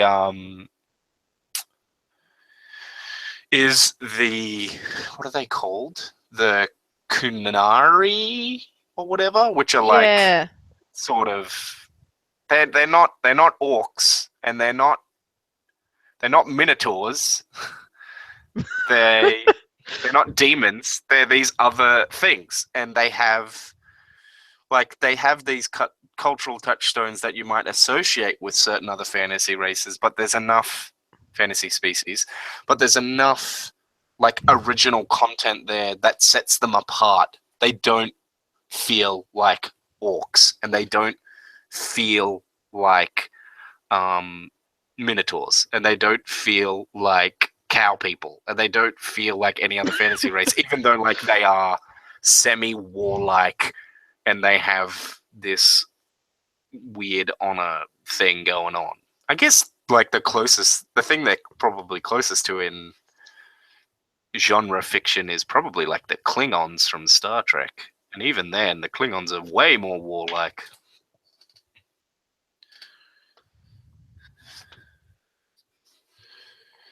Yodel from the comments has just said that calling it race in D&D makes partial sense because of the fact that most of the fantasy races can interbreed, suggesting that they are in fact subtypes of human. Well, that makes sense then. Which is a good point, except for the fact that a lot of the time it like feels inconsistent. Because of that, like you can, like the weird thing is you can play as an elf in like D&D and Pathfinder, and you can play as a half elf and you can play as a human, but you can't play as an orc. You can only play as a half orc normally. Like full orc is off the table because they're too orky. It's like, why? Full elf isn't off the table. Are they too elfy? Too elfy. Like what is it because orcs are considered more barbaric and more primitive? Because if so, oh boy, you might want to check your weird imperialist Western attitudes towards race there, buddy. Like, why are more primitive and barbaric cultures considered unplayable? I mean, I don't know if you can play. You might be able to play a full orc in D&D now, but I've not seen it. As far as I know, it's always been like half orc, or at least in recent years has always been half orc. It might be you can play a full orc in like original D&D, first edition, whatever that's called, red box. Yeah. I'm thinking now of like genres that are untapped for RPGs. Like,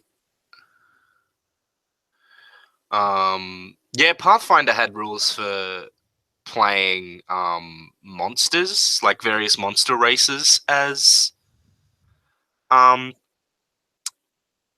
PCs. So it's like, oh, use these stats if you want to have your player character be a fucking tentacle monster. Or a Minotaur. I was always annoyed that you couldn't play a Centaur Paladin because I really want to play a Centaur Paladin or a Centaur Cavalier or a Centaur anything Knight. Anything that gets a mount and gets to wear armor. Like heavy plate. I want to play that as a Centaur because then I don't need a mount. And, you know, I just think that that's cool. You know, Centaur Paladin being its own mount, which is probably why I love the Synth Tour in Eclipse Phase. Where the Synth Tour in Eclipse Phase is great, where you are a robotic centaur. Oh, I so want to play in that morph. I've tried to get it into my character a couple of times now, and it just never works out. Well, I have a great Eclipse Phase one-shot for you then, where someday we're going to play the... I have an Eclipse Phase one-shot idea called Titan City Slickers. So are you familiar with the movie City Slickers at all? Yes, yeah. Yeah, so it's like it's like this comedy. I think it's from the late 90s or early 2000s, and it's got Billy Crystal and a bunch of other people in it. And they like go on a retreat out into the wilderness to herd cattle and to drive cattle rather from like one place to the other. And it's like this cowboy like camp experience thing. So I had the idea of, because in Eclipse Phase there's the people that live on Titan that live out in the wasteland, not in the wasteland, but out in like the methane permafrost, and they have the horrifying robot penguin morph things, the huddlers. And then they have the cybernetic caribou. and they like live out there in the wilderness, just surviving. And I had the idea of what if there was a huddler out there who was like running a sort of a tour thing where you get to live as the huddler do. So you could play somebody who went out there in a synth tour instead of a huddler. And That would be cool. and be running around. I think there's a metal band in the book from Titan that are all sleeved in synth tours and do their shows out in the permafrost. Yeah, I think I remember reading. I think it's in the Morph Recognition Guide. On the page about synth tours, they talk about it. I think there's a synth tour ranger in one of our Eclipse Phase games. There's a Martian ranger who is sleeved in a synth tour, named Bruce, because he's Australian. Bruce. Hi, I'm Bruce. Good old Bruce. All Australians in movies are now called Bruce. Uplifts our friends, not food.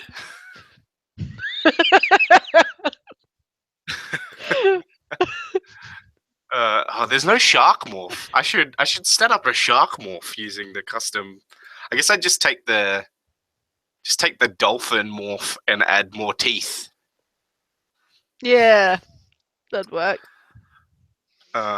Put cybernetic gills on the dolphin morph, and then you're not even a mammal anymore. You don't need to breathe oxygen. Well, you don't need to breathe air, more accurately. Get one of those big walker frames so your dolphin can go indoors. Those things are so ridiculous looking. Not the most tactical morph, the dolphin. Not a lot of good tactical options. I think it's time to share the link on Facebook again. Let people know what we're doing. Oh, I forgot that I can't do that. I have to copy the link manually, rather than the software that I use to do Twitch streams occasionally. XSplit. It has a button you can press, and you can type tweets and Facebook's updates like directly. But Hangouts, you might be able to do that in like Hangouts toolbox or something, but not in Baseline. What am I gonna type here? We're almost into hour 3.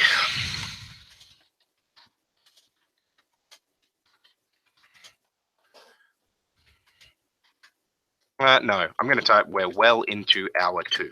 That'll make more sense.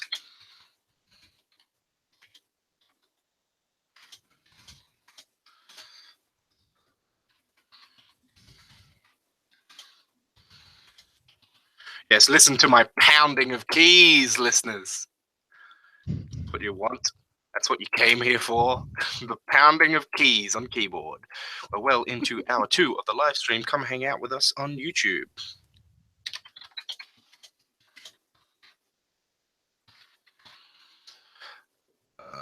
Fantastic.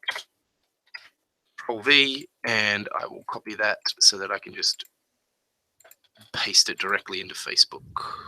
I'll go to Insert Quest here. And bombard. If I had slightly more money at the moment, I was thinking of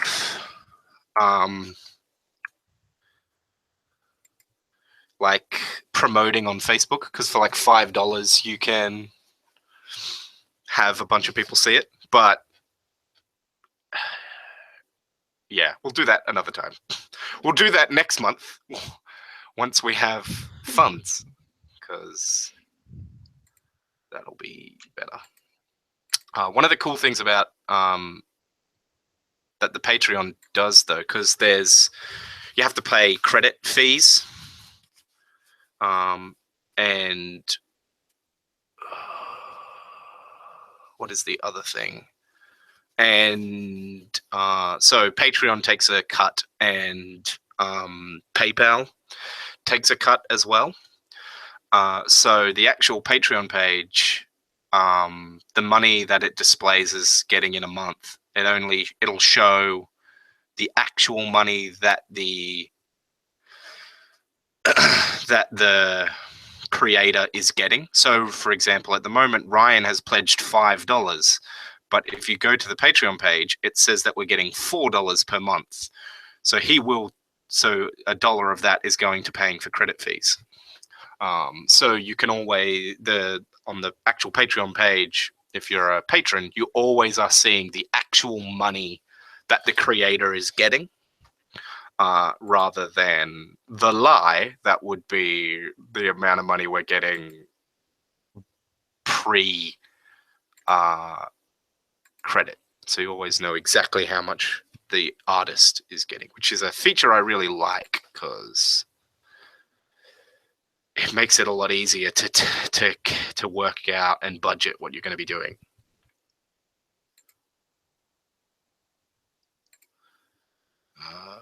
Yeah. Oh goodness. Where is? There it is. No, I'm not going to do that. I'll do that later. That looks boring.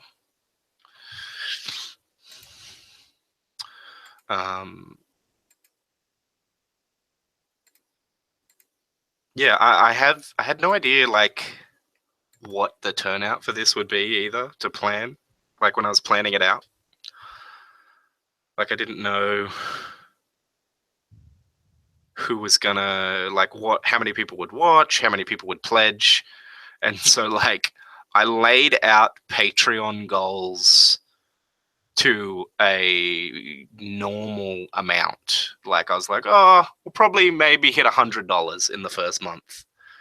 And then I was like, and then I like listened to a bunch of people talking about their Patreon. And they're like, yeah, we didn't expect to get that many Patreon backers. And then we had to write new goals and reward tiers during our Patreon launch live stream. And I was like, oh shit, I don't want to run into that. So I ended up outlining goals to $500,000 a month.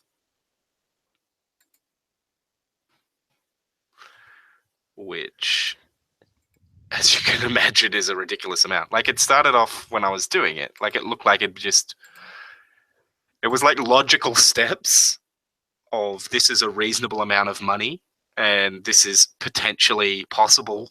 This amount of money could come in. And then all of a sudden I was at $500,000. And I was like, this is a ludicrous, overly ambitious amount of money. Like I was like, oh yeah, I mean, like I started off by setting out $1,500 is the amount of money that is the podcast becomes fully sustainable and I can do it full time. That's in US dollars as well. So I was like, yeah, we'll do that. We'll outline it. We'll outline to that amount because that's how much I needed. And then after that, I was like, well, if it got really popular, this would be nice. So I was looking at the RPPR Patreon for inspiration. So they get, I think at the moment, between $2,000 and $2,500 a month. So I was like, okay, well, I need to have that couched in. And then I looked at Roleplay, and they get $16,000 a month at my last check. And I was like, well, I don't think I'm going to do that well even in the first year, but just in case, let's have that prepped. And then I'm like, okay, well, I've got that outlined. Let's fill in some of the gaps between that, make more sense. And I'm like, well, what if we do stupidly well?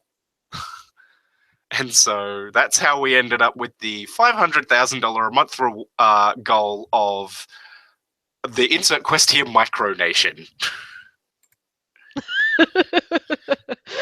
Well, at least you got plans. That's always good. Yeah. I only put up on the Patreon itself. Well, because I was looking at it, like I was talking about it with Brandon. We're like, oh, $15,000. I reckon at $15,000 we could have a celebrity guest every now and again. We could pay an appearance fee to like some Twitch streamer or YouTube personality or something like that, or some game designer. So let's do that. And then I'm like, Oh, $100,000. If I got $100,000 a month, what would I do with that? Let's go visit everyone that's appeared on the podcast in their home country, and we'll do podcasts with them. And then I was like, well, what if we get a stupid amount? What if we got $500,000? And like, I remembered that there was a property for sale in Queensland a while ago for $250,000. It was 14 houses, 2 sawmills, a church, a town hall, and a Telstra interchange hub thing. So like the whole Telstra, the phone line building for an entire suburb or an entire collection of suburbs. And that was for sale on domain.com for $250,000 or something like that. And I'm like, Jesus Christ, that is a insanely achievable amount of money. Like it was like 3 hours from Brisbane, like inland. And I was just like, fuck me, you could just rent out those 14 houses for the first like 2 years or so, get enough capital to then upgrade it, and you could build like a self-sustaining compound. And then a few months later, we're making the Patreon goals, and I'm like, I mean, if I was getting $500,000 a month, first month, buy property in Queensland. Second month, get solar panels and rainwater tanks for every building. Third month, lay the most expensive internet connection in Australia down. Fucking fiber optics through the walls of every building. None of this fiber to the node bullshit. Fiber directly to my computer. Next amount, I don't know, buy some herd animals. Just make a big compound for all of the insert quest here people, and then we'll just I don't know, what else could we do? Dogs. I've always wanted to have hundreds of dogs. It's just it was just an insane amount. But what are some of the more achievable goals on here? So if you're over on the Patreon, you can see all the goals up to the $1,500 mark, which is the second podcast. So that'll be 2 podcasts a week. So there'd be one that goes up Monday and one that goes up probably Thursday or Friday. And that's also the amount of money that I would need to totally replace what I'm currently getting in a month from other sources. And then beyond that, I've got like at $2,000, I wanted to upgrade. I wanted to get like an actual video camera so that we can do like video recordings of board games and when we actually play RPGs at the table.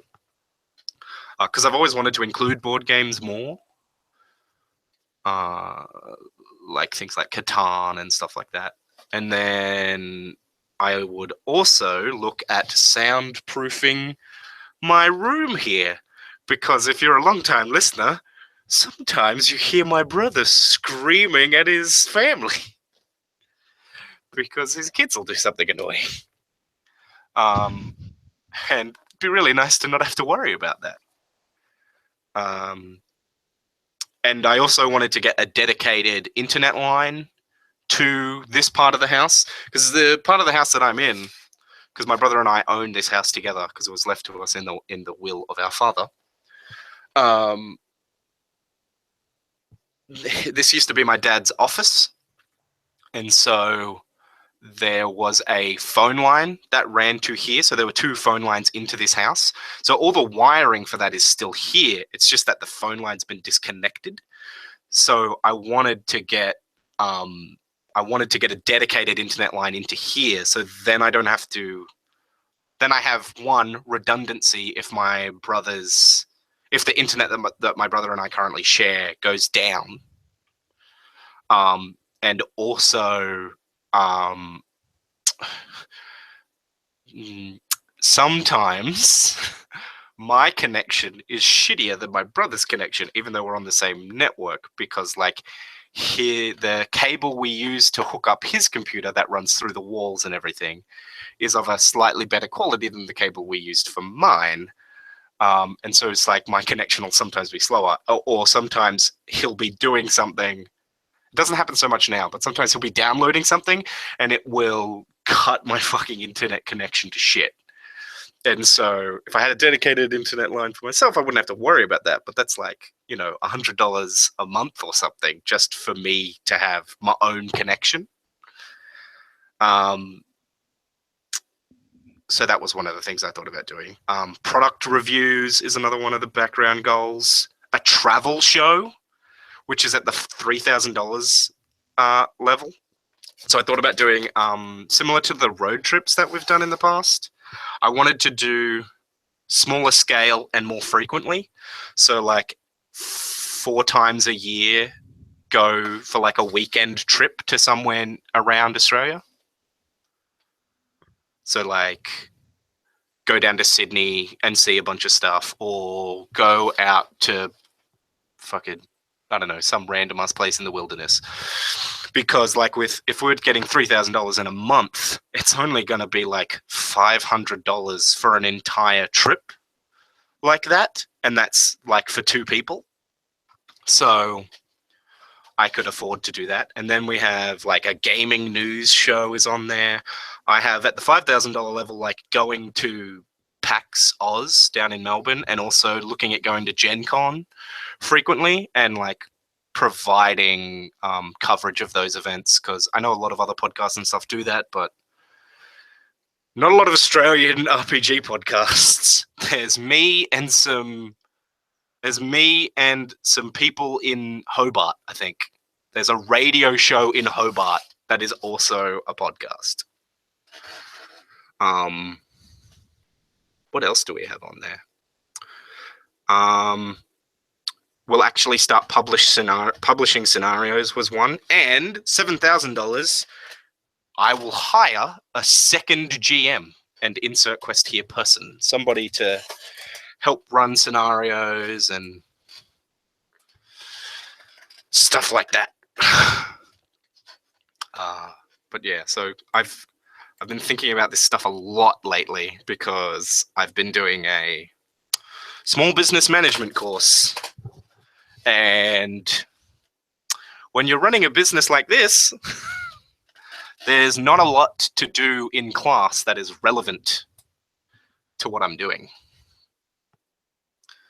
So like sometimes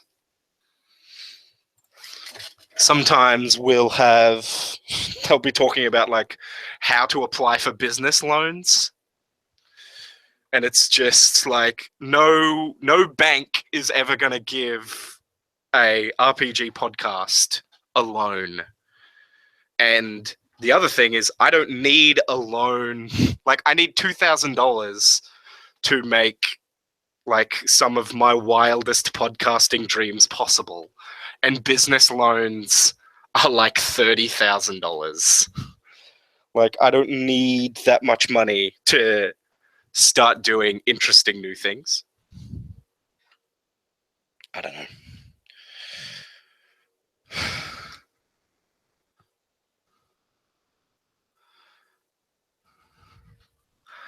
I've been talking a lot.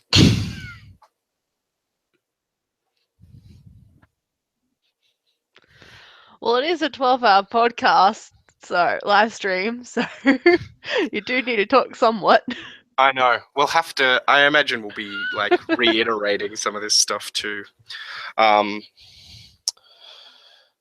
So here's something for people in the chat, and also Beck, chime in on this. I'm thinking of running a game in the middle of the day, so in the middle of the stream, because Alex and Ryan are thinking of dropping by, and Eric, or the Rhythm Bastard, had mentioned joining in the stream at some point. So what RPG should we play a one-shot of?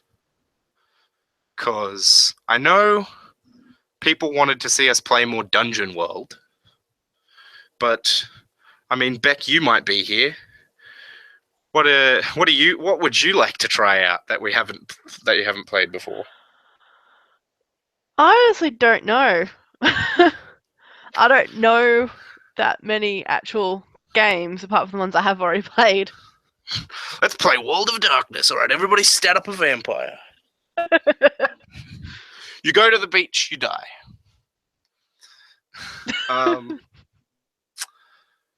I mean, Dungeon World is a fun one. I mean, it's powered by the Apocalypse game, which is great, which means it's really fast to make characters, which is why I was thinking about it. I think we did a vote. We did a vote about it on the Twitch stream, not on the Twitch stream, on the Twitter account a few weeks ago, and people voted for Dungeon World. I can't remember what all the options were. I know that World of Darkness was one of them because it's not something we play a lot, and it's something that people like to see because like it's underrepresented in actual play stuff. Like no one's really doing a lot of actual plays of World of Darkness. I think there was something else on there. It wasn't even Eclipse Phase. I can't remember. There were two others. There were 4 options on there. But yeah, Dungeon World won out, and I was like, oh, okay. Didn't expect that. We could play Fiasco probably. As Beck and I mentioned earlier in the day, we might play Cards Against Humanity later. When we have more people. You know, I've never actually played Cards Against Humanity. It's pretty fun. It's a game that you can't play. I don't recommend playing. Finn has chimed in. It was the Sprawl and 3 Rocketeers were the other options that I talked about. 3 Rocketeers is kind of interesting. It's a fake game. Sprawl is always good, but Sprawl requires a little bit more prep than other powered by the Apocalypse games. So I think, I don't know. We'll look at Dungeon World. We'll see what other people want to do when they jump on. But what was I talking about before that? Something. Talking about Cards of Humanity. Oh yeah. So Cards Against Humanity. Yeah, it's so like the goal is like to use horrible like not offensive, but I mean semi-offensive, but black humor, as in dark humor, to try and make people laugh using the parameters of the cards you're given.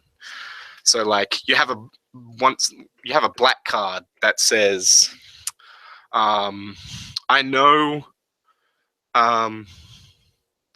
One of the example ones is I know what weapons World War III will be fought with, but I know that World War IV will be fought with blank. And then you might have a cards like bees with a question mark, bees, or you might have Pac-Man guzzling cum. Or one of the ones I saw the other day when I played was the black half of Barack Obama.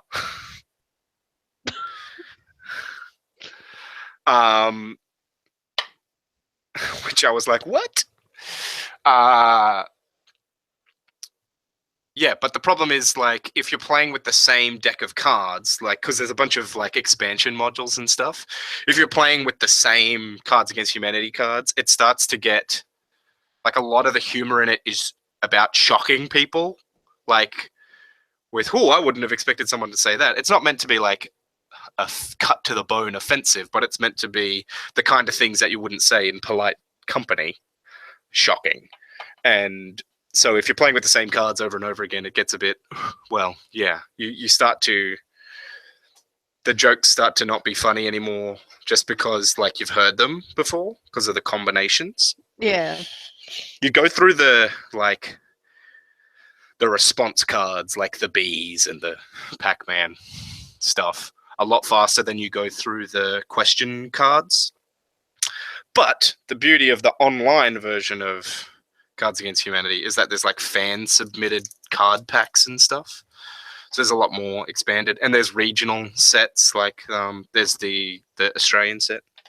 But yeah, it's not a game that you want to play frequently, and it's not a game that you want to play repetitively. Like you don't want to play. I think the first time I played Cards Against Humanity, we played a big game of it, and then someone was like immediately, "Let's play it again," and nobody wanted to play, and it ruined it for Caitlin. Like Caitlin doesn't really like Cards Against Humanity now because she has that sour experience with it, and I was a bit like that to begin with, but then I played it with some other people, and it was easier, and I liked it a lot more.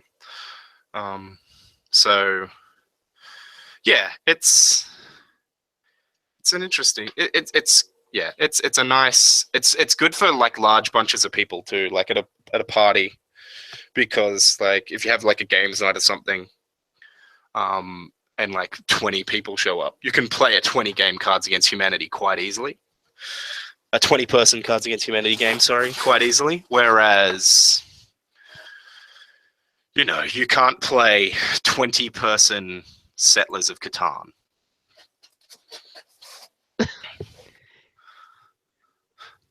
Or 20-person. What's 20-person House on Haunted Hill? Betrayal at House on Haunted Hill. A 20-person Monopoly would be hell. You would never finish that game. It would just go forever. Or you finish like super early because everyone have the money. Everyone, yeah, it just would. I mean, maybe I should design a 20-person Monopoly board. I can actually think of a way you'd play 20-person Monopoly. Instead of playing as individual real estate moguls, you'd play as real estate companies. So you'd choose your team, and it'd be like a board of directors or shareholders, and you'd have to have votes on whether to acquire certain properties. That actually sounds weirdly fun. It does. It sounds fucking like horrid, but like in an interesting way. Maybe I'll. All right, I'm gonna. Where's my games ideas document? I'm gonna add that on. Where's Drive? Where's Google Drive? There's Google Drive. Game ideas. Titan City Slickers. A game inspired by some random Tumblr document. Okay. What will we call this? Monopoly Conglomerate. That'll work. Yeah. Right. Team-based Monopoly game. With shareholder companies and team votes. And no, not team votes. What are they called?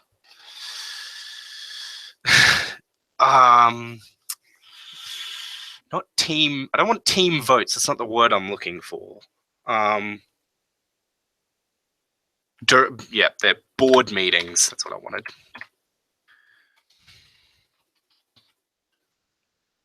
If that game existed, I think it would literally go forever. Because you would get stuck in those board meetings and just never get around to the next part. You probably have to play it like either you'd have to play it with like timers. Oh, you know how it would work. You wouldn't take turns, probably. It would be like yeah, I think that. Oh no, but that wouldn't work.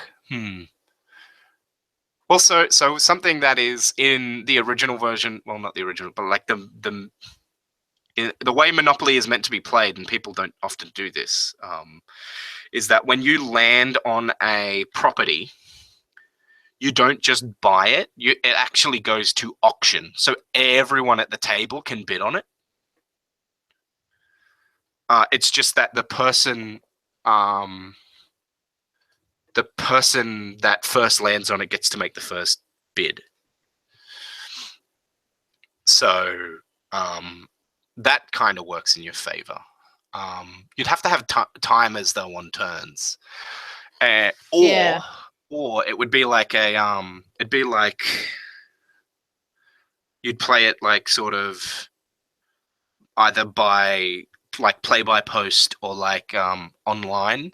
So it'd be like, this is the board and this is what has happened this turn, and then you have like private IM where you do your shareholder meeting. So it's like, all right, what are we doing? This property came up for sale. Do we want to buy it? Do we want to mortgage this entire street of properties? Yeah, I guess you could have you'd have to. I mean the board would have to be larger. I think, but I think one of the other things you'd probably have to do is add what are they called? I think maybe you could add like city regions or something.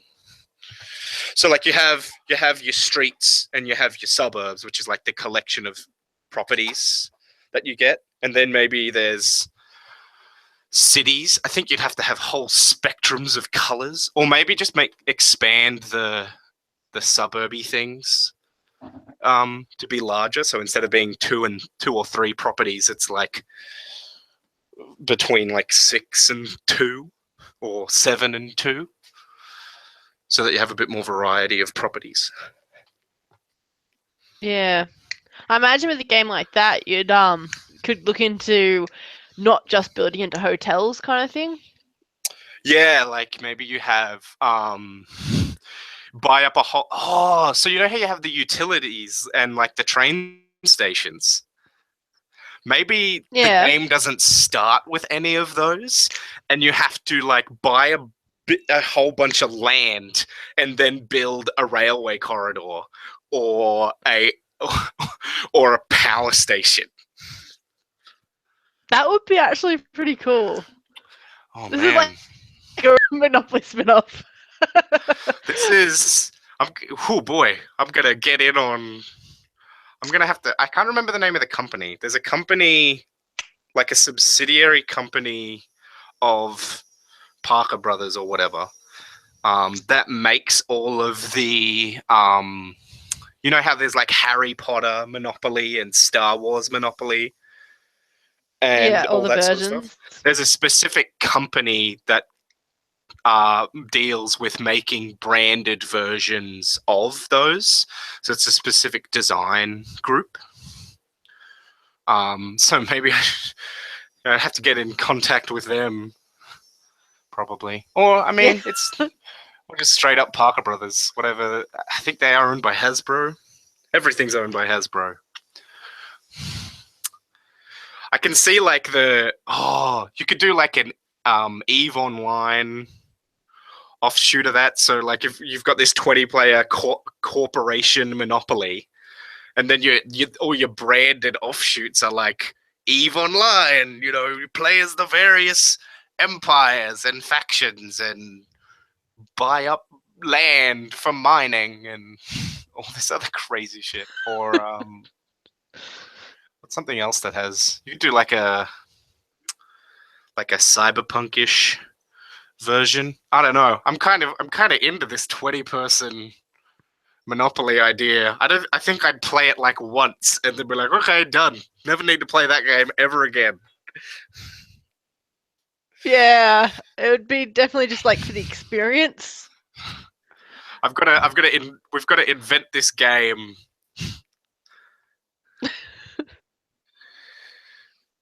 We've got to invent this game so that we can play it once and then play it again. So there you go. There's a product that you Patreon listeners that you can help us make by funding Insert Quest here. You can help us make 20-person Hell Corporation Monopoly.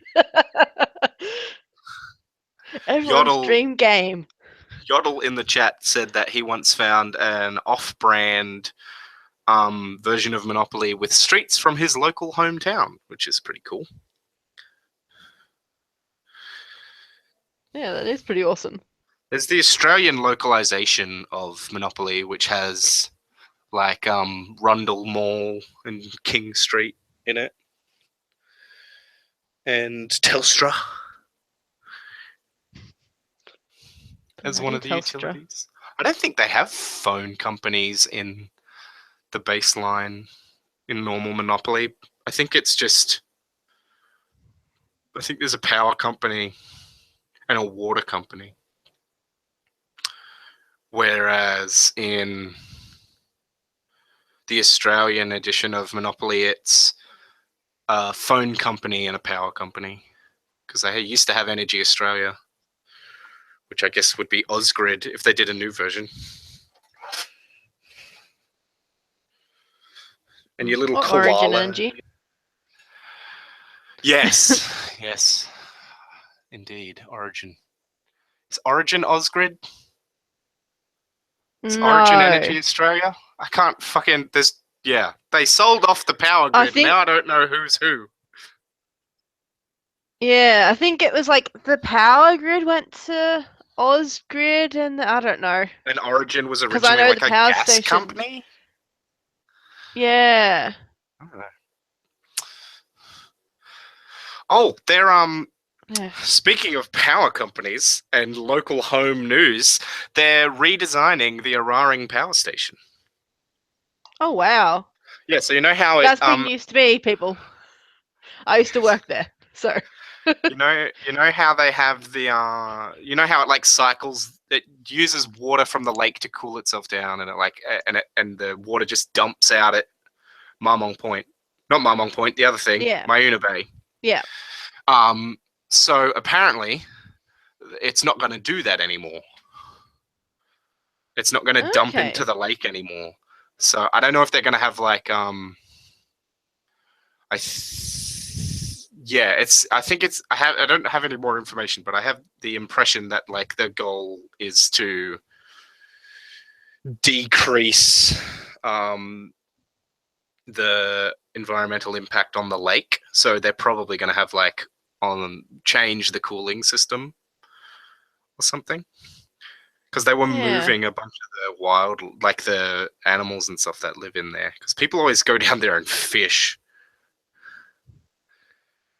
I know not long back they cleared out the whole canal system of all the fish that had managed to get in and grow. Yeah.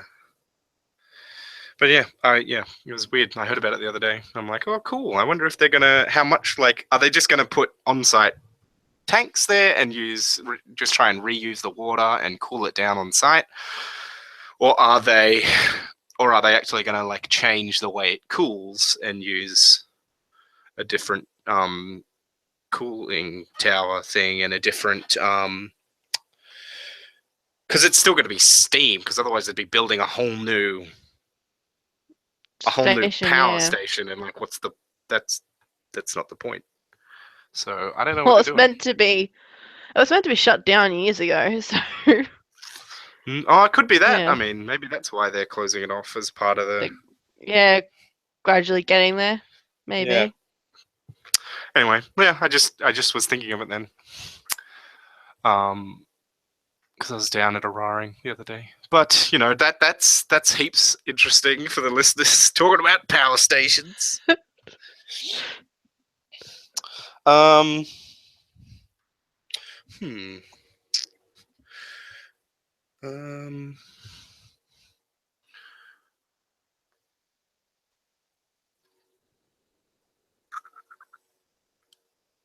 I am going to take a quick break. I will be back in about 60 seconds, listeners. So just hang in there, and I'll be back in a moment.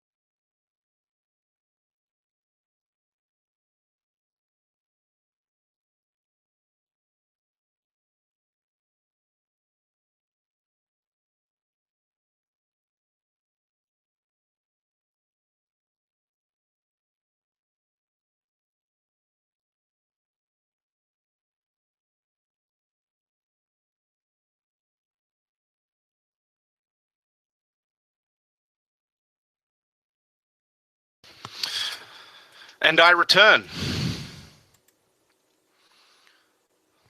I had run out of water. And so I had to refill my water bottle.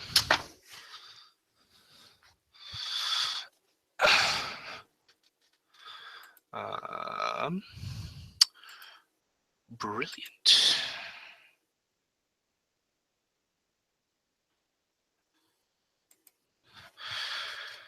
Okay, so what are we doing here?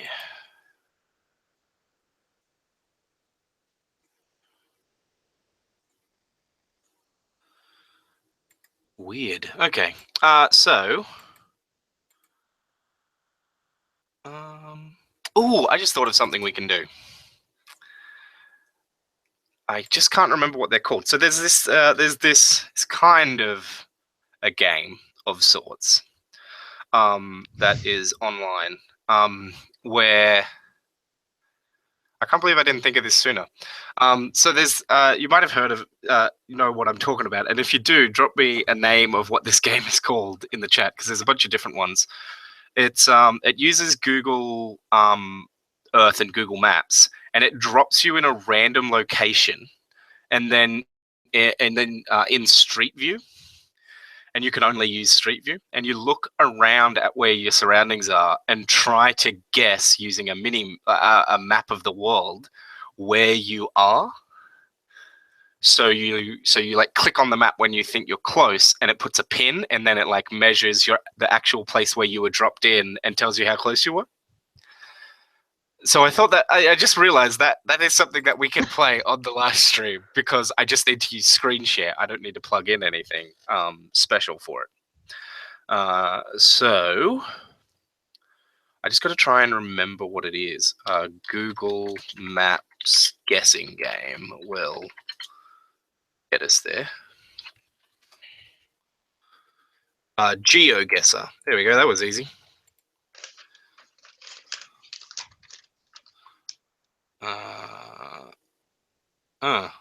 Actually, that's not the one I'm thinking of. I'm not going to sign in. Let's try another one. Earthpicker.com. That looks closer to what we're doing.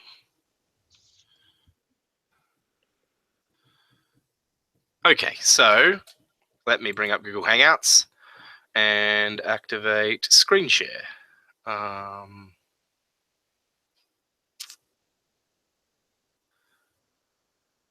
Which screen do I want to do it on? I'll do it on this one. Do screen share for this one. Look at that recursive screen. It goes forever. Present to everyone. And then I click on this. So does that look right? Can you just see the Earthpicker thing now? Yeah. Cool. All right. So this is round one. So you can see the map over in the corner here. Well, not corner, this side. That's like where we click to try and guess where we are. And here's the stuff. So it's just like Street View. So, I mean, I'm guessing it's Europe by the architecture and the statue.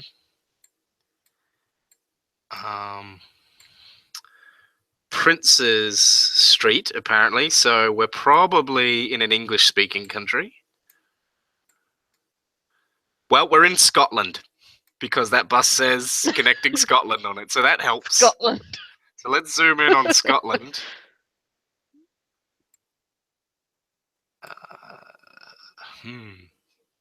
Let's see what else we can find.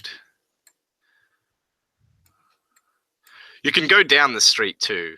You don't have to stay in this spot. I've gotten like within 50 meters before playing these types of games. So I can't see who this is a statue of. You know, I'm thinking that it's like Edinburgh or something. Could be Dundee. Let's go down the street. Ooh. Let's go here and see if I can see the side of this bus.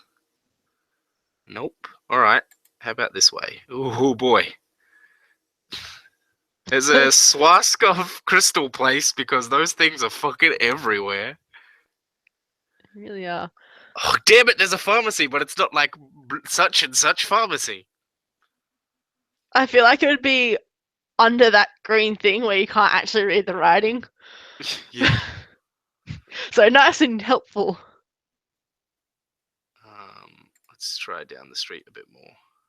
Damn it, it's blurred out, whatever is written on there too. Let's just keep going down the street.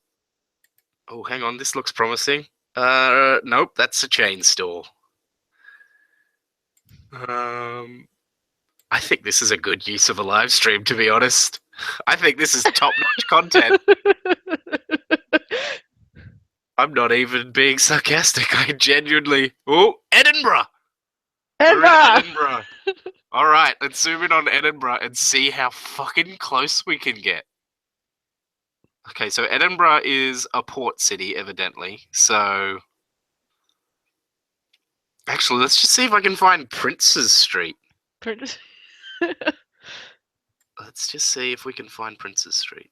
I mean, I could zoom in further, but then it'll take longer to search around. So I don't see a Princes Street as like one of the main, like it's not standing out on the map. So let's zoom in a little bit closer. Oh, hang on a minute. This is... All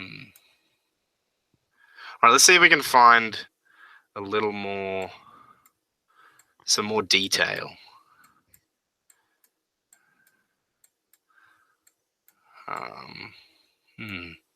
Let's go over here. So there's a hill of some kind.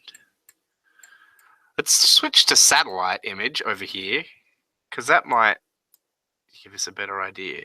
I mean, that could be it right there, that hill. Let's zoom in. Nope, that's not a hill, that's an open patch of ground. Oh, what's over here?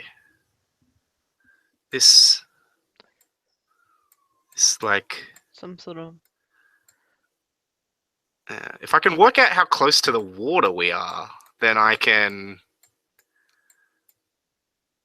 Oh, hang on. Can I see what this statue is of? Nope. Fucking, I can't read anything on that sign. I cannot read that sign at all. And there's no zoom in even closer button. This is maximum close. Yeah. I can't even tell who that is a statue of. Okay. Let's... You know, I just worked out why they've blurred out the, like... They've blurred out where these are buses to. In case that gives you a hint. But they forgot to blur out that it said connecting Edinburgh. Waterstones, Mountain Warehouse, that doesn't help me at all. City sightseeing tours of Edinburgh. So we're definitely in Edinburgh and not like some... Oh, there's a church. Let's click over on this church. Dunbar. It's a tram. No, it's a bus. It's a bus to Dunbar. So let's switch back to map. You know what? You're right, Yodel. I would think it's a district. Let's try and find Dunbar on here. Oh, there's a Roswell in Edinburgh. No, that's Rosewell. It's Rosewell. That's different. That would have been cool if it was a Roswell. Dunbar.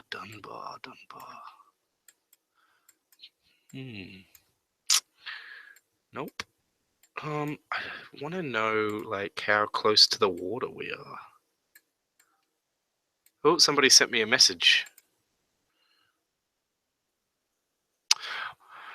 For those of you that are just joining us and are wondering why we're streaming a street in Edinburgh, we have narrowed it down to Edinburgh.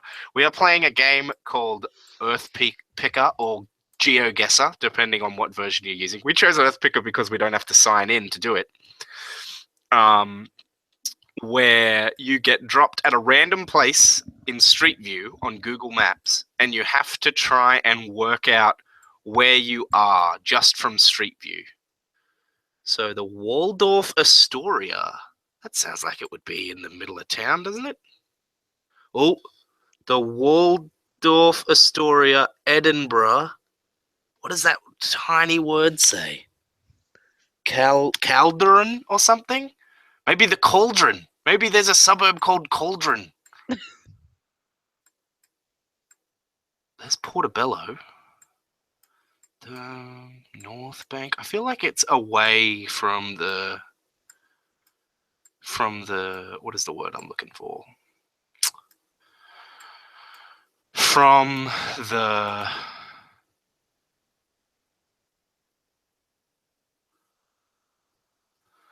I think it's away from the river. From this inlet or whatever. Maybe if I zoom in closer, I'll get more suburb names. Let's try a little bit further.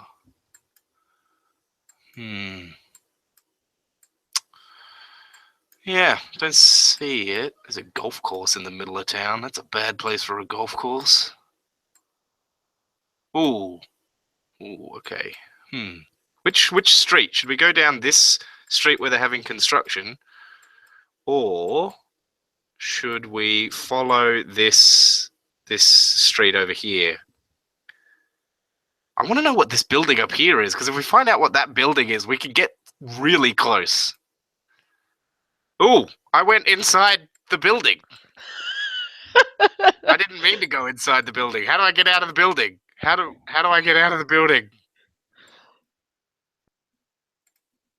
There we go. I want to go over there. Nope, that's not what I pressed. Let's try. It's gotten rid of the click on a section of the screen button. I'm trapped. I'm trapped, viewers. I don't know how to get out of here. I'm trapped on this bit of sidewalk. Maybe if I go that way. Nope, that's back inside. Or maybe if I click on this X. Nope.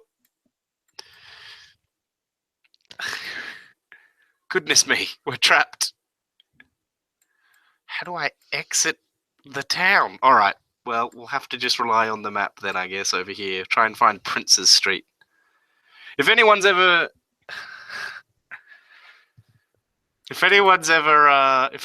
been to Edinburgh and knows where Prince's Street is, like where it's near, what it runs along. Actually, well, it looks like it looked like there was a river over here, kind of, before. So maybe if I follow this stream. There's so many streets. Well, it's like a big street. It's like a main street. So no, we don't have enough info. And I need to get down the damn street. God damn it. How?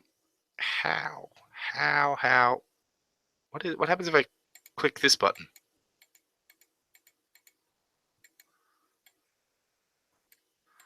Now, on some of these geo-guessing games, there's a go. No, I keep fucking going into the fucking town, into the room. I don't want to be in this building. You know what? Fuck it. Let's see what's in this building. Maybe we can go out the back door or something. Oh boy. Maybe out here. This is mind-bending. Oh! I just went into somebody's room. Maybe we can see something from the window. Maybe if I click... No, now I'm in the bathroom. This is a hot mess.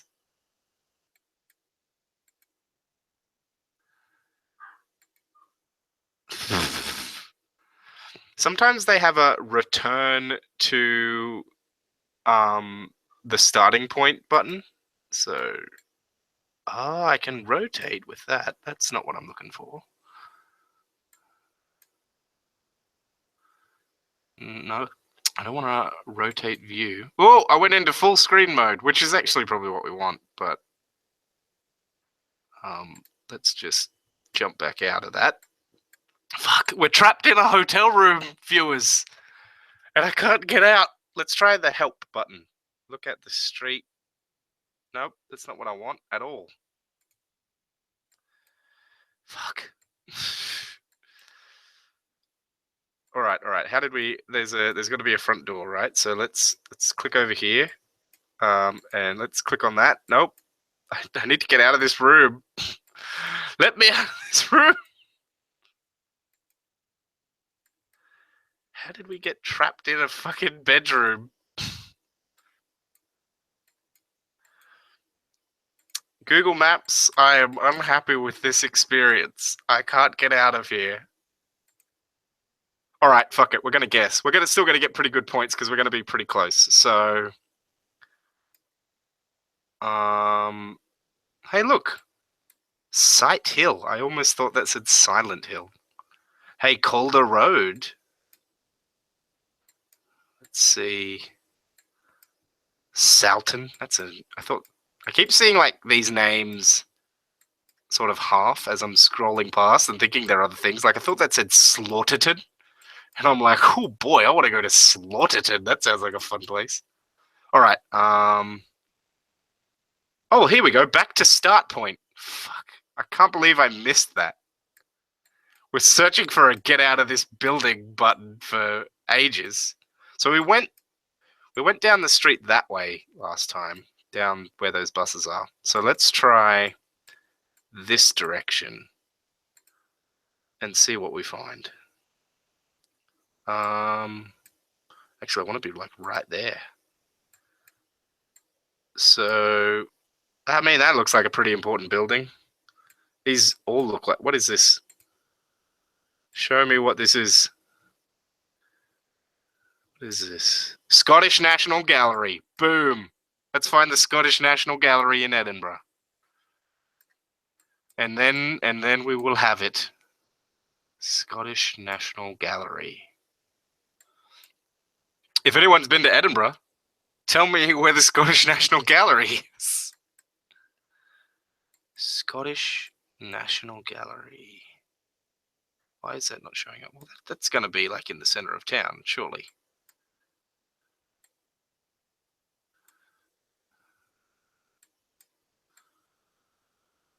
National Museum of Scotland. Scottish National Gallery. Boom. There's Princes Street. See, listeners, we've gotten in. We've dialed it in. Okay. Where along this street, though? I think, like, right there. How close did we get? Practically on top of it. Look, your distance to the search place. I got within 190 meters. That's pretty damn good, I think. Next round, where are we? We're on the State Highway 9, so I'm thinking we're in America. Fuck. This is the fun part, when it drops you in the middle of fucking no. Yeah, it's America. There's an American flag. Look, there's fog everywhere, so we can't see nothing. We could be literally anywhere in the United States. Actually, is that a Canadian flag? That narrows it down. We're somewhere on the Canadian-US border. Huh. Yep. Little Gold Creek, Canada. Okay, so we're in Canada. But somewhere where they have US flags.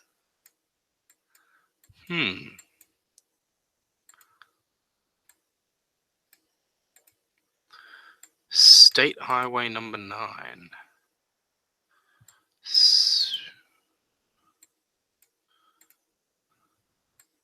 Let's see how long along this road we can go.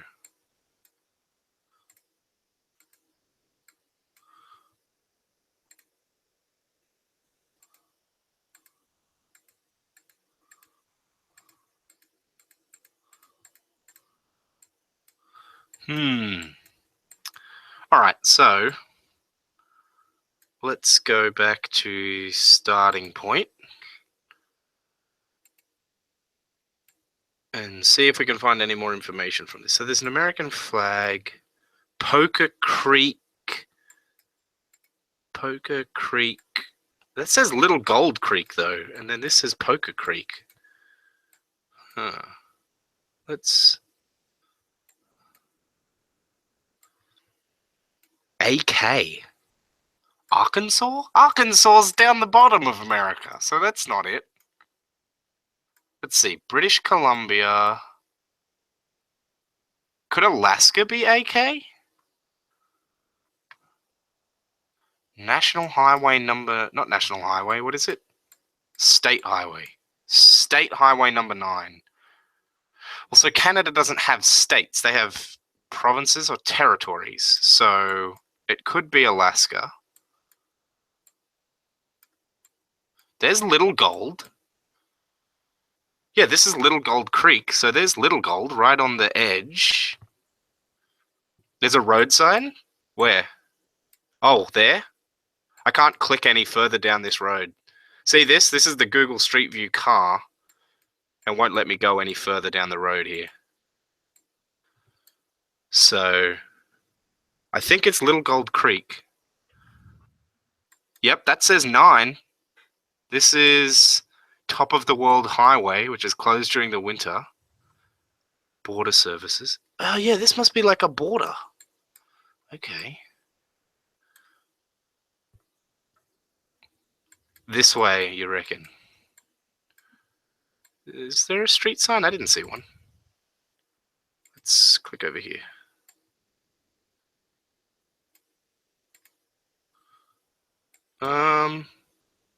There is a street sign over here. Hang on. Oh, yep, I see. There's like a highway sign that tells you buildings nearby and stuff. But there's not a good street view of it. Hang on. There we go.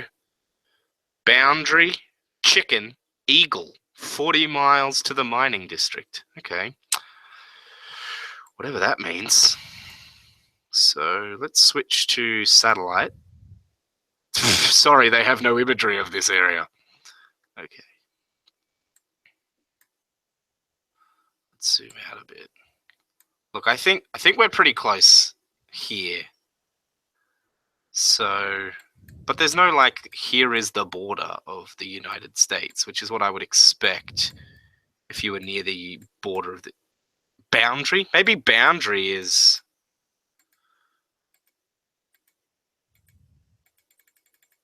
Maybe you know what? I'm just going to click here. I think this is pretty close. Let's see. We got within 100 meters.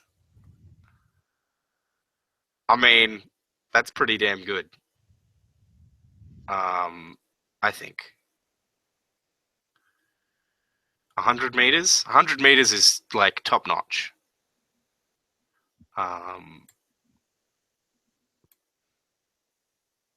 Yeah. How do I... No, stop. What are you doing? Woo, recursion! There we go, problem solved. Okay, so next round. Oh boy. This could be Australia or New Zealand. Could be like France. Oh, it's somewhere where they speak a European language, judging by that road sign underfoot, by the street name. Spain, maybe? Italy? That's like Spanish, surely.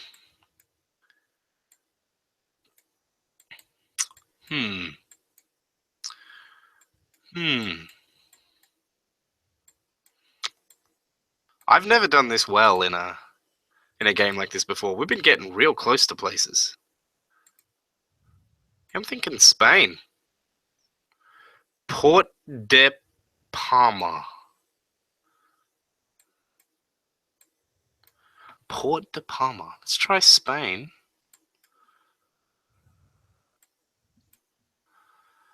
Hmm.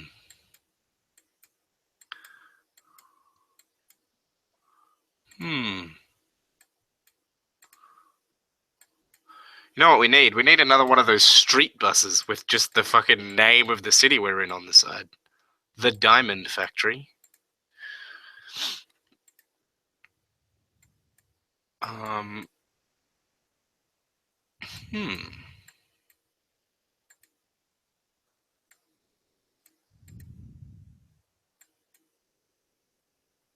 Hotel Mirador. I don't know if that's a chain or not, though.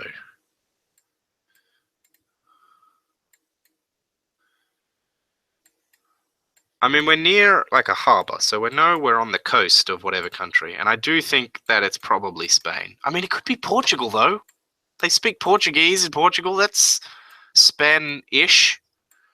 You know, it's a similar-ish language.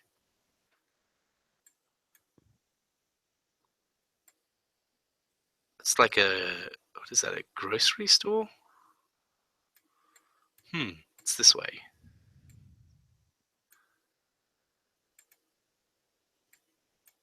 Master Yachts. Oh, hang on, there's a street sign back there. I don't think it would have helped, though, actually, now that I think about it. Oh, there's a bus. A coach. Maybe it'll say... No. Hang on. Palma de Mallorca? The problem is, I don't know the difference, like the linguistical differences enough between Spanish and Portuguese, which I assume they speak in Portugal. I assume that is where the language originates. So, like, I don't know. I mean, I'm leaning towards Spain at the moment, but there's a lot of Spanish coast to cover. Like, it could be any fucking port town. Jesus Christ, there are no parking spaces on this road. None. Every parking space is taken. I'd hate to be trying to park here.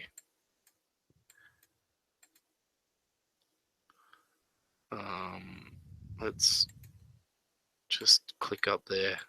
This is a very long road. Oh, hang on.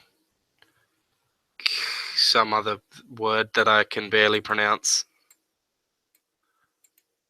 There's a cruise ship. Oh, hang on. All right, so that word, Malor, keeps coming up a lot. So let's see. Zoom in on Spain. You know what? You're right. It could be one of Spain's islands. That would be shit. All right, let's just check the top of Spain here. All right, so that's not showing up, I think. There's so much Spanish coastline. Yeah, it could be Mallorca. That damn bloody... Actually, if I go just over here, we might get a better shot. Yep, Mallorca. Where's Mallorca? What part of Spain? Is it even on mainland Spain?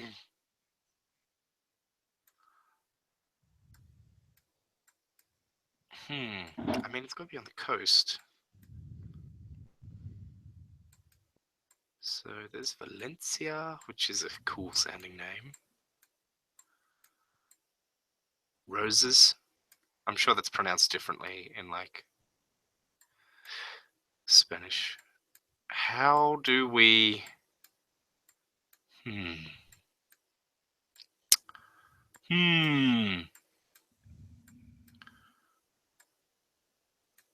Mallorca.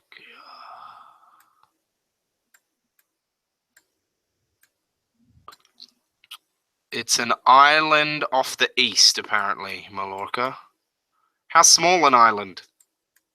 Wait, is the name of the island Mallorca? Or is it just a town on the island? You know what? Never mind. I found the answer because there's Mallorca. Okay, so we're probably in Palma, right? Maybe? Well, let's just zoom in on Palma because it might narrow it down heaps.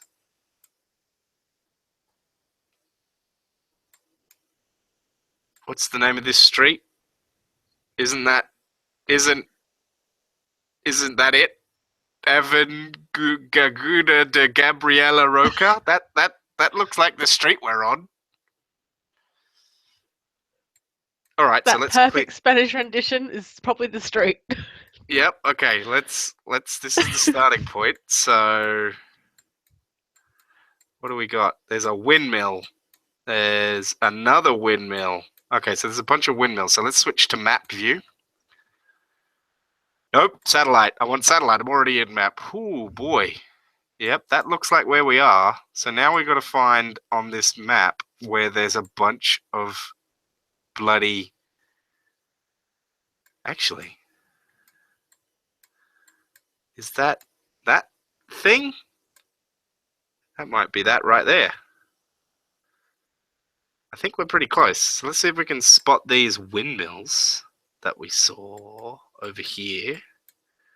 So there's one, and there's two. So they're not that far from the road. That looks like a windmill right there. So where's number two? There's number two. So we're like right here somewhere. I'm gonna fucking get this within like 2 meters if it kills me. Pedestrian crossing.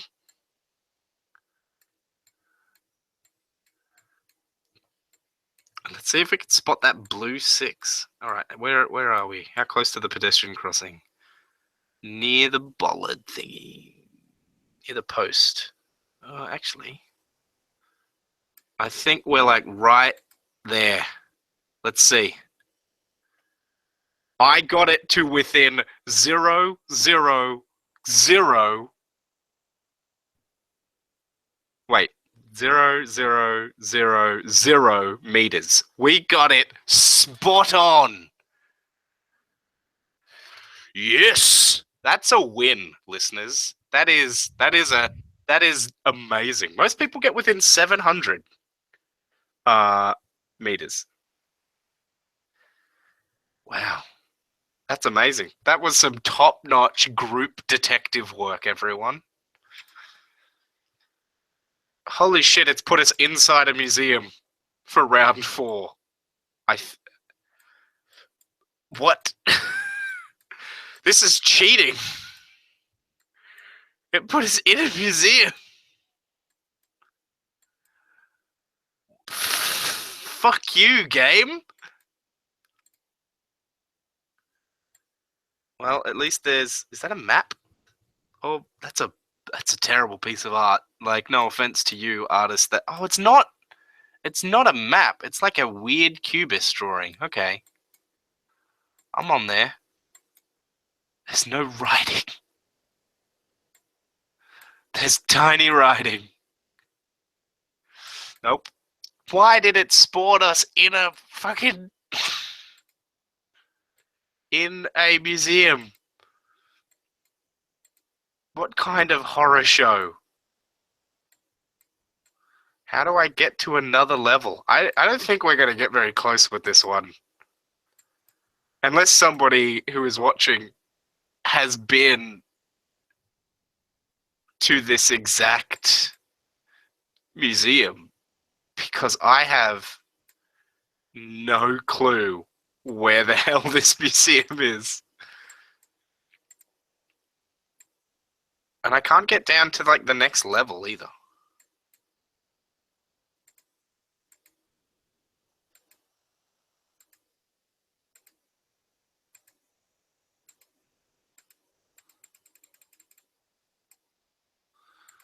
Hang on, let's click over here. Oh, well, it's a country where they speak predominantly English because it just says fire exit over the doors. So that's not super helpful. There's a lot of countries where they speak English.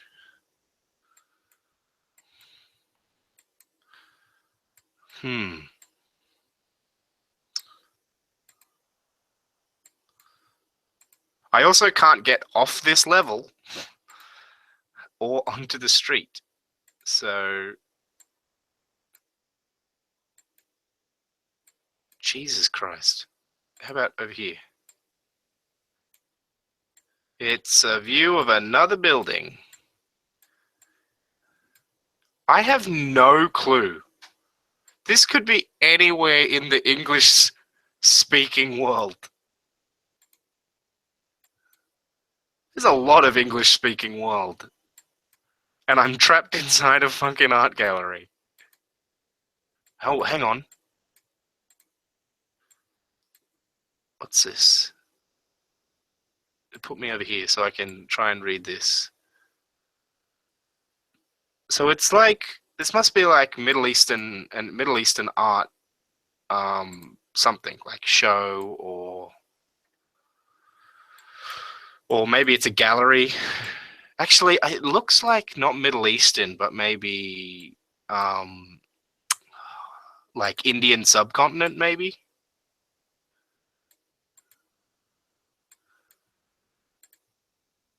Maybe. I don't know. I need to get out of this building though. And I can't. I have tried many different ways.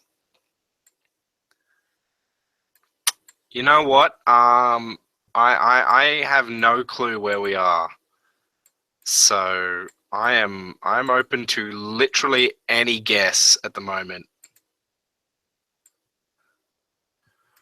Yeah, we might be able to get down by going to the elevator. That's a good idea.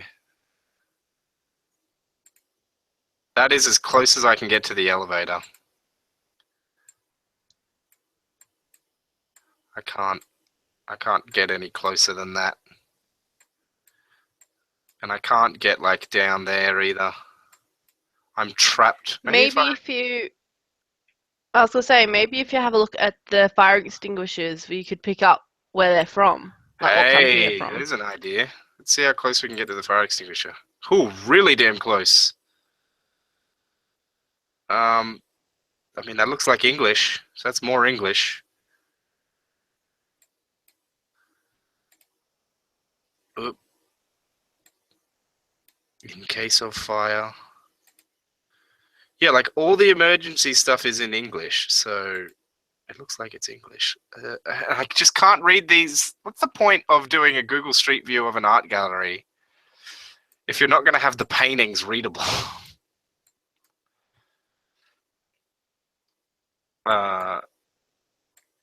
Like, goddamn.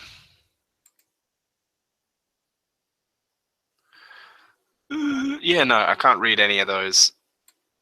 I don't know, man. I don't know. I just googled the safeguard fire extinguishers, and it looks like they're in India. All right, let's try India. So I don't know if it's just because they're made there, or... You know what? Let's go for India. The sign above the elevator apparently had a second language. Yeah, but we couldn't get any closer to the elevator. See? It just says in... You know what? I think that you're right. I think it is somewhere in India. But I can't get off this building, so we're just gonna have to pretty much go for India, I think. I'm just gonna click right in the center. You know what? Let's hedge our bets. Let's go with New Delhi. Let's see how close we got. Holy shit! We got within like 150 kilometers. Because at the last second, I'm like, let's go closer to New Delhi. You know what? I think that was a real valiant effort. And this is the final round, and then we might do something else, especially because it's 11, and so we've got an hour until Stream 2. Jesus, this doesn't look like it's worked. Back to start point. I don't think it's worked. I think the game is glitched. Because I don't see anything. I don't see any options here. Well, the game's glitched. We're at the bottom of the ocean. Maybe. Yeah. That's clearly what it is.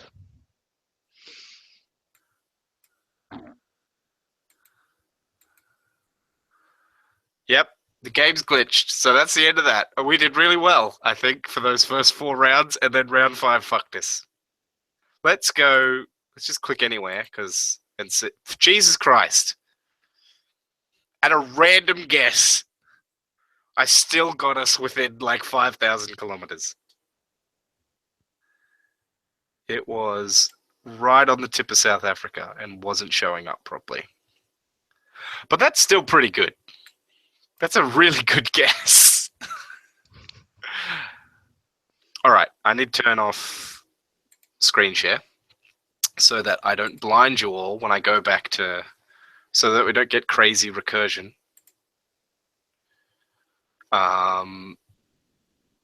Yeah,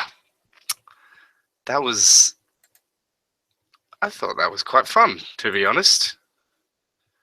And I will do that again. I think that will be the game we play. I think we will be playing that later on again. And hopefully it won't break. So what was that called? Earth Picker.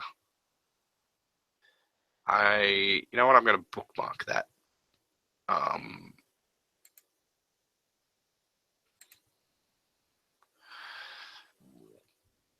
going to bookmark this page. How do I go back to the home page for it so that I'm not... There we go. Right click, save to... Nope, that's not what I want. I want to bookmark it to toolbar though. Why do you hate me? Oh, that's right, you click that.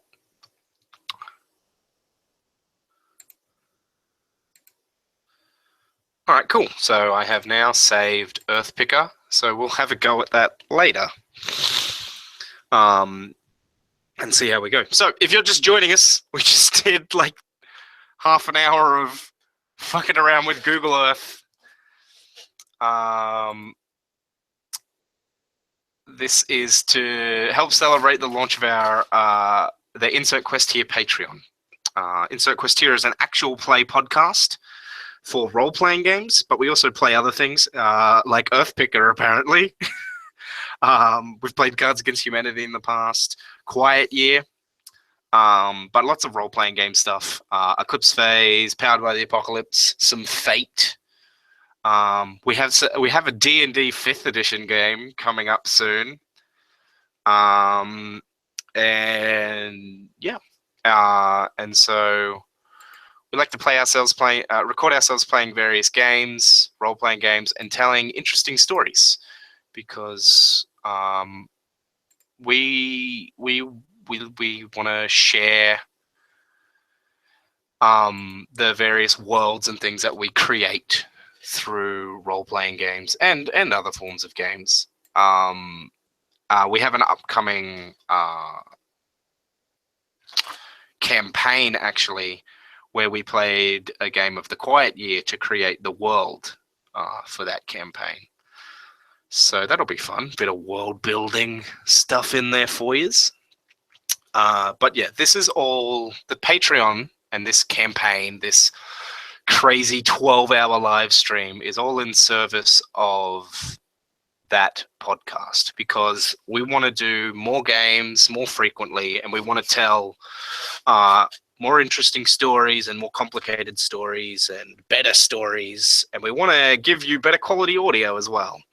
And in order to do all of those things, we need just a tiny bit more money, because unfortunately we live in a capitalist world, and you know, I need to eat and need to pay for electricity and pay for internet hosting and all those wonderful things. So we're running a Patreon. And by supporting us on Patreon, you can help us make new and interesting... What the hell? That's a terrible plugin. And so by supporting us on Patreon, you can help us grow our podcast and do new things. And you get something in return. By pledging certain levels of money, you get certain rewards. So if you pledge at the $100 level, you get to see more live streams like this, probably with a little bit more polish and a little bit more planning, a little less chaotic. If you pledge to higher levels, you can get access to early podcasts, so you get the podcast episodes a few days early. You might get an opportunity to play in games with us. You'll get to see our planning and behind the scenes notes, so how we set up our various adventures that we run, how we choose new games, how we learn new systems. You also might get the opportunity to help us write new content and develop new scenarios and settings and things like that. So, you know, you get the satisfaction of supporting a creative project, and you get to be part of a growing community that helps us get this stuff off the ground. This is hour 4 of doing this 12-hour live stream.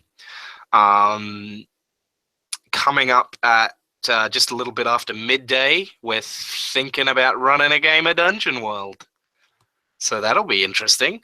We'll have some of our American contingents joining us, and we'll also be talking more about the Patreon and other Patreon campaigns. We'll talk a bit more about role-playing games. Yeah. How's that sound to y'all? Good? Good? I'm glad. Glad you're liking it. And if you don't like it, well, let us know how we can improve. Great. So I am going to send out a bunch of messages now to Twitter and Facebook to let people know what we're doing. And if you want to help me out with that, you can send messages to all your friends and let them know that we're over here having a silly old time, messing about on Google Hangouts and talking about weird gaming stuff like the species race divide, weird nomenclature thing from fantasy games, where elves are referred to as races instead of species because that's weird and blah blah blah.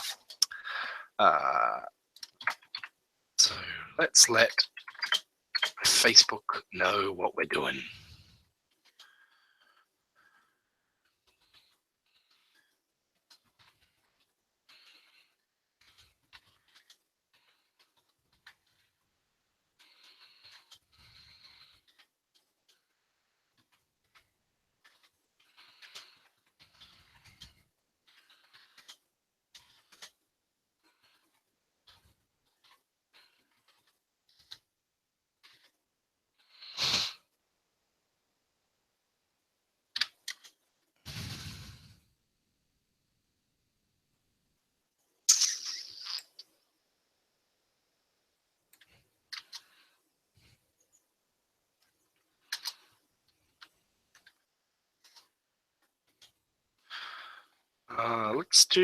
Let's do some weird Mad Lib style stuff.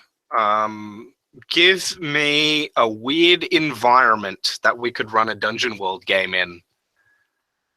So Dungeon World's like fantasy setting. So Beck, what's a weird fantasy place? I don't know. Or Isn't most of fantasy weird? Well, yeah, but like, you know, what's a fantasy location that you don't normally see used? Like any sort of location, really. Like, what is something that's underused? Mushroom Forest. Mushroom Forest. All right, there's my notepad. So they're going to be in a mushroom forest. They're going to blame me for all of these lovely surprises. You know what? I can put it in the chat. Mushroom forest. Bam. What's a weird animal they could encounter in this mushroom forest?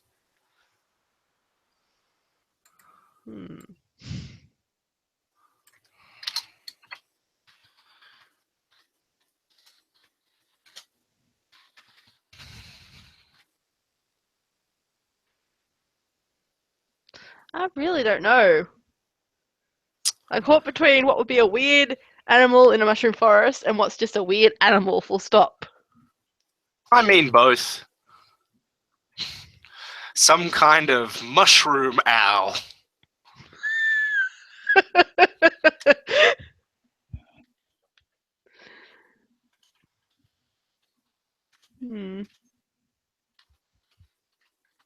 How about the chupacabra?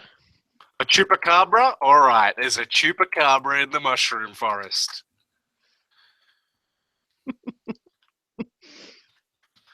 That'll be fun. Oh look, Google Docs knows how to spell chupacabra. I wouldn't have expected that to be in there. Cool. So we have a chupacabra in the mushroom forest with the candelabra.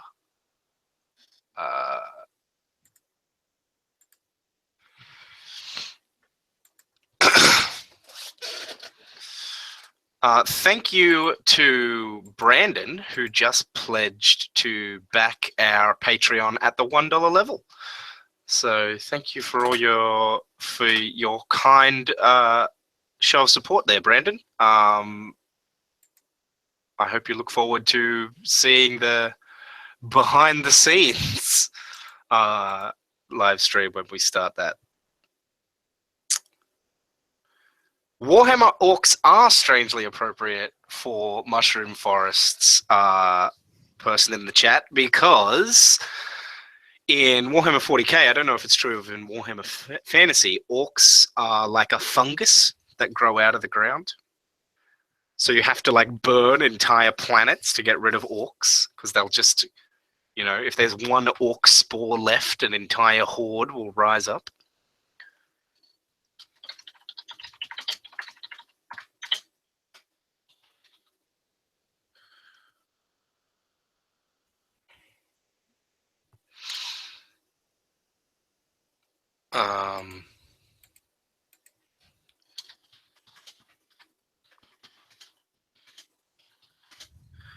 Let's let Twitter know that we just did a bunch of silliness.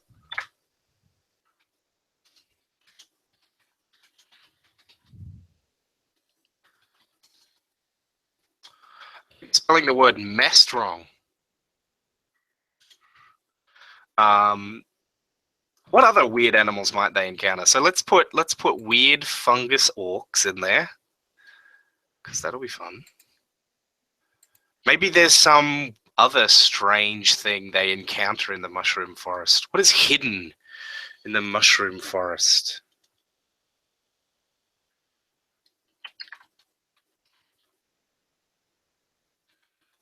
Maybe there's a ancient machine or something.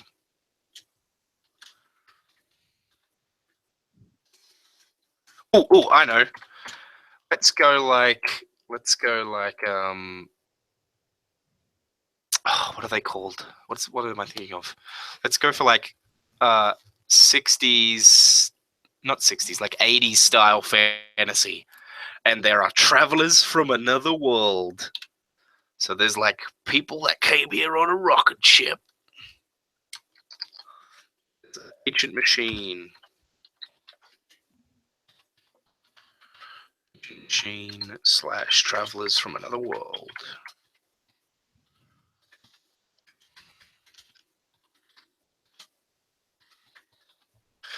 I like that typing, just pounding away on keys.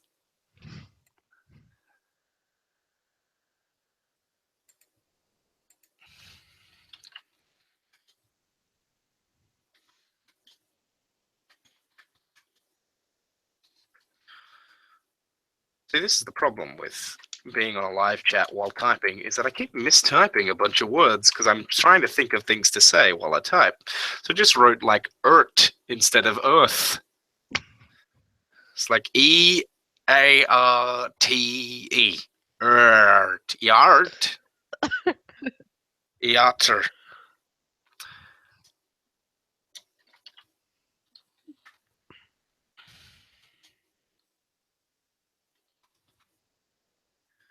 Now.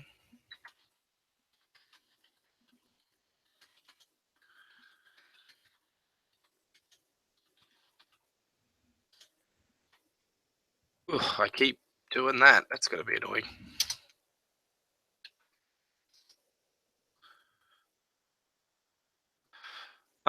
Do I have the Dungeon World rulebook on my computer? Let's open up the Dungeon World rulebook, which will be in. Let's go to Monster Hearts, and then I can get to RPG books from there. There we go. Powered by the Apocalypse. Oh man, I could run Dungeon Planet, which is like 1960s style science fiction. Dungeon World. There we go. It's such a pretty book. It's such a good Dungeon World as an RPG is amazingly like the book is written really nicely in that I can give it to someone who's never played an RPG before and they should be able to work out like what they're doing just by reading it from front to back pretty much. And like it, I mean, it's a technical manual, like all RPGs are, like all RPG books are, but like it's engaging enough to read. Like it's not like trying to get through the Eclipse Phase core book where like there's all this setting information and it's just bombarding you.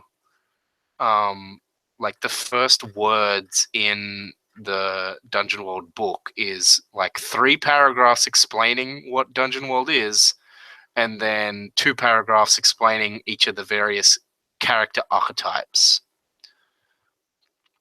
And then it's very well put together. Like it's harder for somebody that's played RPGs before to get what Dungeon World's about by reading it. Like if you've just played Pathfinder and World of Darkness, you read the Dungeon World book and you're like, I don't understand what any of this shit means. Whereas if you're new, it's like, okay, this makes sense. I get it. But that's down to like people that have played RPGs before read the books differently to someone that's new. Like you jump straight to like the character section because you want to see how characters are made. And then it's talking about moves and you're like, what the fuck is a move? Do they mean like movement? Why is everything referred to as movement?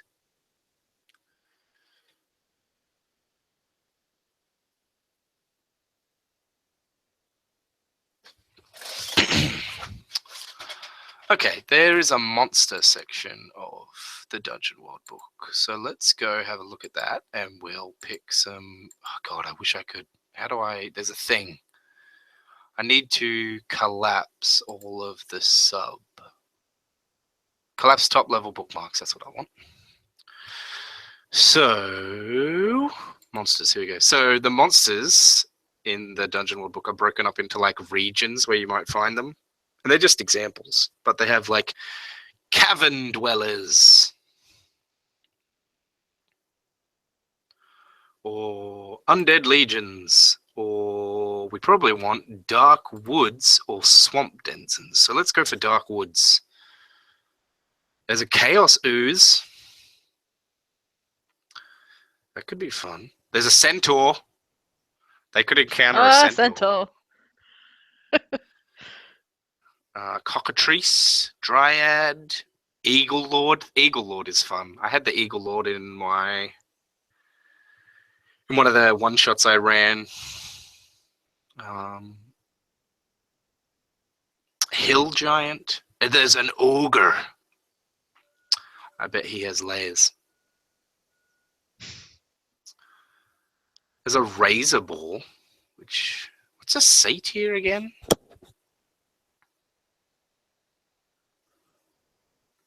What else we got? Tree ant, which they have spelt really weird. I have spelt it Treant, which, I mean, makes sense, but I've never seen it written that way. It's normally spelt tree space ant. Maybe it's meant to be tree ant.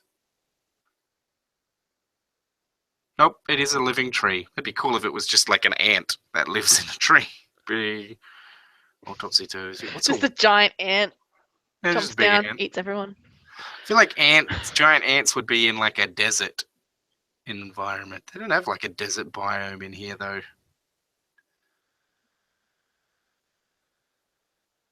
Let's see what's in the swamp. Black pudding. It's an amorphous pile of goo. There's a crocodilian, which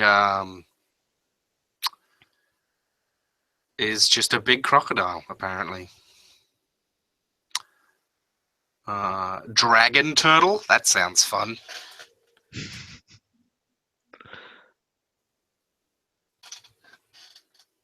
An ekek, an ugly, wrinkled bird person.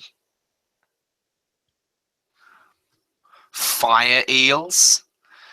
These strange creatures are no bigger or smaller than their mundane kin. They have the same vicious nature. Over their relations, they have one advantage, an oily secretion that oozes from their skin. It makes them hard to catch. On top of that, with a twist of their body, they can ignite it, leaving pools of burning oil atop the surface of water and roasting prey and predator alike. Jesus. That's an ecological disaster waiting to happen. Frogmen! Why not a hydra? I could throw a hydra at them.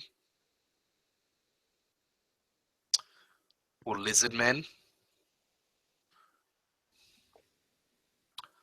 A Medusa? That'll fuck them up. Oh, well, you die.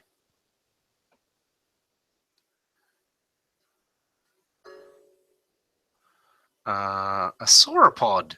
So like a Loch Ness Monster, I think. Oh, cool. Actually, Well, that would no. be cool because then you can have. I think it's like a You have something like the Loch Brachiosaurus. Ness.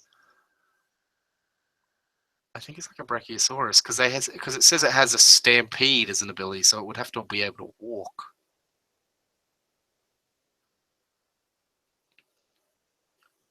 Troll, will-o'-wisps. Will-o'-wisps are fun. Okay. Cool.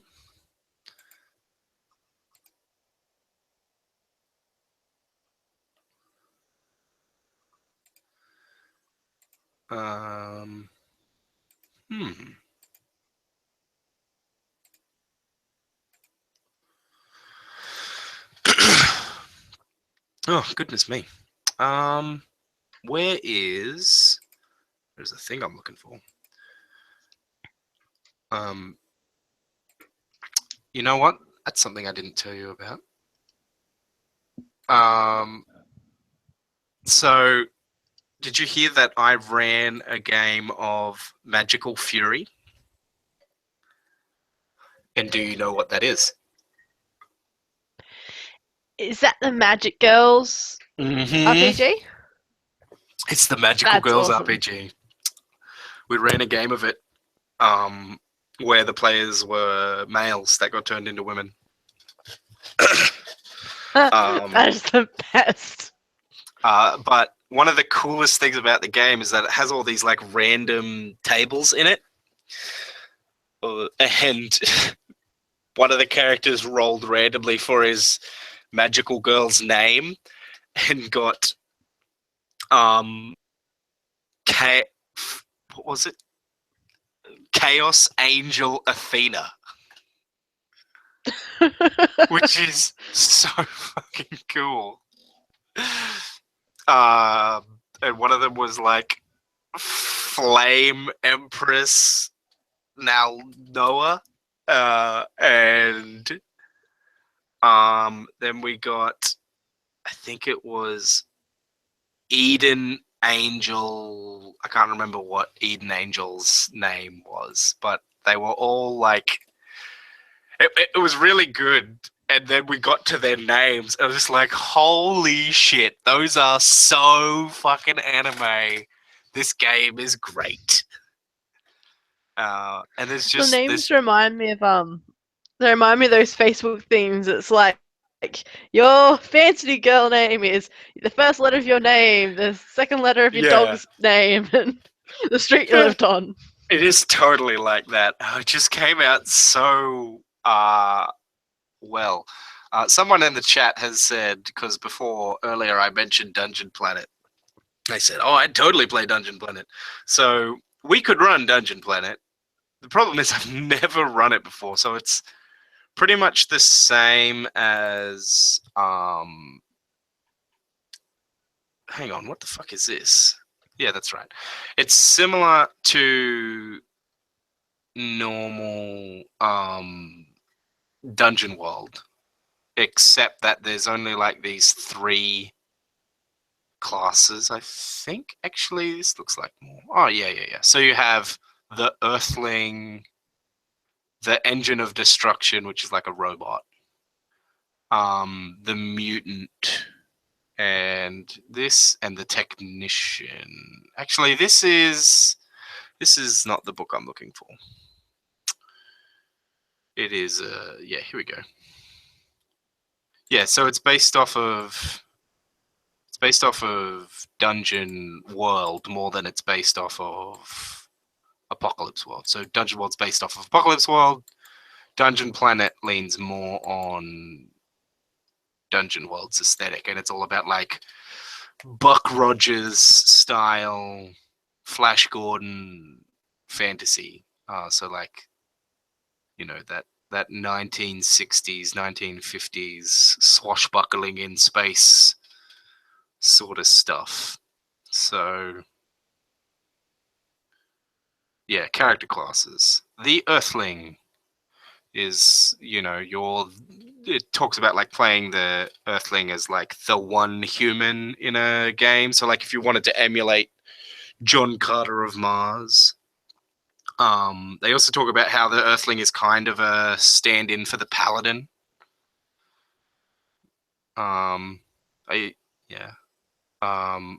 What else? The Engine of Destruction, which is like a robot.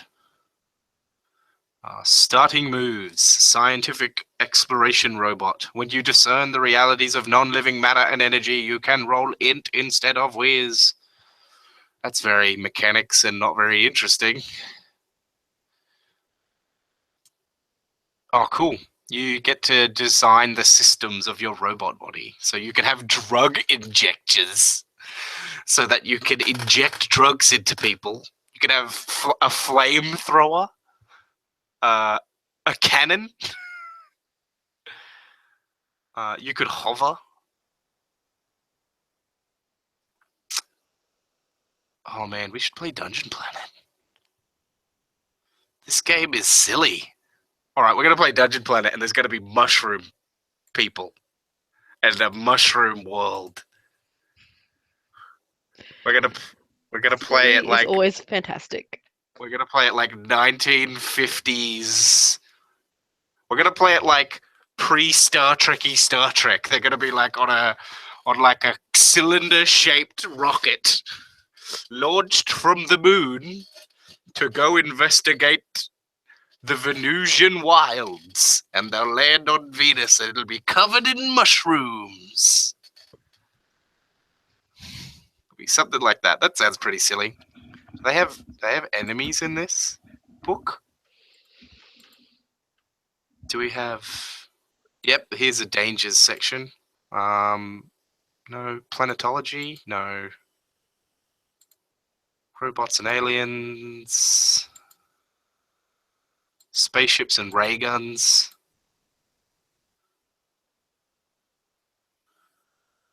They don't actually really have... They have some enemies in here, but hang on, let's go to the introduction. Maybe they'll have... Nope, there's no... Oh no, there we go. Table of contents.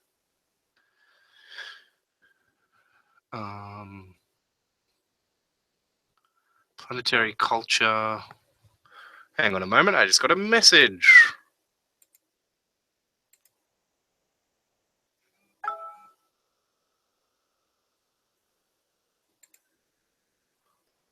It's also sent. You know what? My good friend Ryan just did, who is a fantastic human being. He just sent me form fillable PDFs for the various Dungeon Planet character sheets. We are totally playing Dungeon Planet after the break. Everybody in the stream. So after when stream part 2 starts at just a little bit after 12, which is afternoon, but we're going to play Dungeon Planet. I am sold. I have been convinced by being given form fillable PDFs, which I love. I don't know why every RPG that is released like digitally on DriveThru RPG should come with form fillable PDFs. They should give you the normal PDF character sheets, and then they should give you the PDF character sheets where you can form fill them in, because that's the most annoying thing when you want to make a character for an online game and you have to like try and make a PDF, or normally in my case, ask Brandon or Ryan to make you one. Because I'm lazy and I really need to get Brandon to teach me how to make form fillable PDFs. So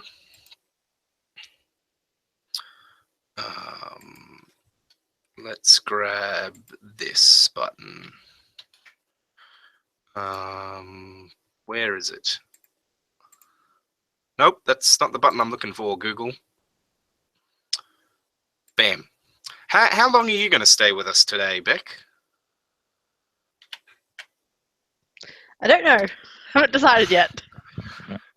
Do you want to try and play? Actually, yeah. I mean, I know that Finn yesterday was talking about he would maybe be on in the morning or the afternoon and would take the middle of the day off.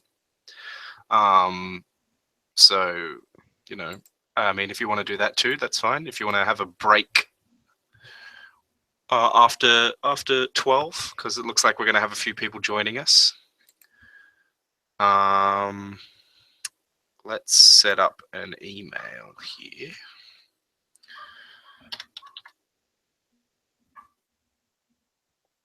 What else do I need in here?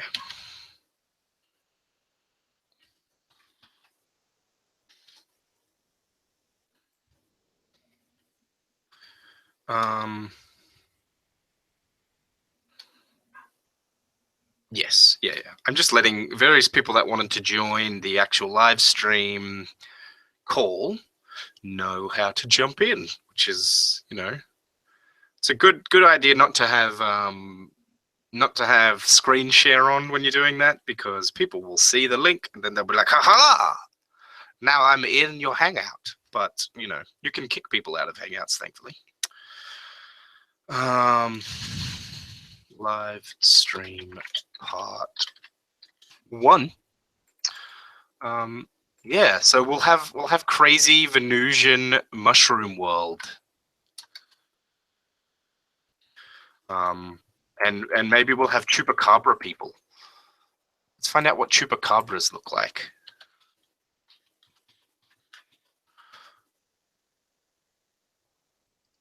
Oh, okay. I didn't expect that. It's kind of like a lizard man thing. This one looks like a lizard panther, which is actually looks more skinless panther than anything else, with like velociraptor paws. It's got big, huge talon thingies. It's pretty horrific.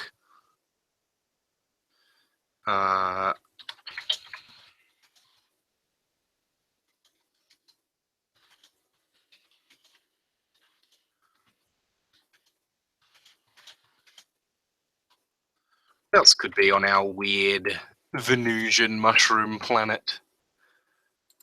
Maybe there's some kind of fever that affects the humanoid crew. It sends them mad. You know, that's a pretty Star Trek-y plot.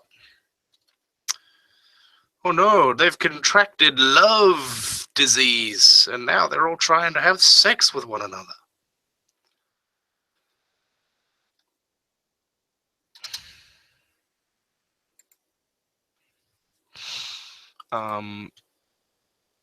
Let's find out more about Dungeon Planet. Let's close this, though. I also still have the Base Raiders rulebook open from yesterday. Do they have... Hang on. Where is the... Hello, motorcycle, driving past my house. Here we go, basic and special moves. Okay, so it just uses the Dungeon World special moves, I guess. Which makes sense.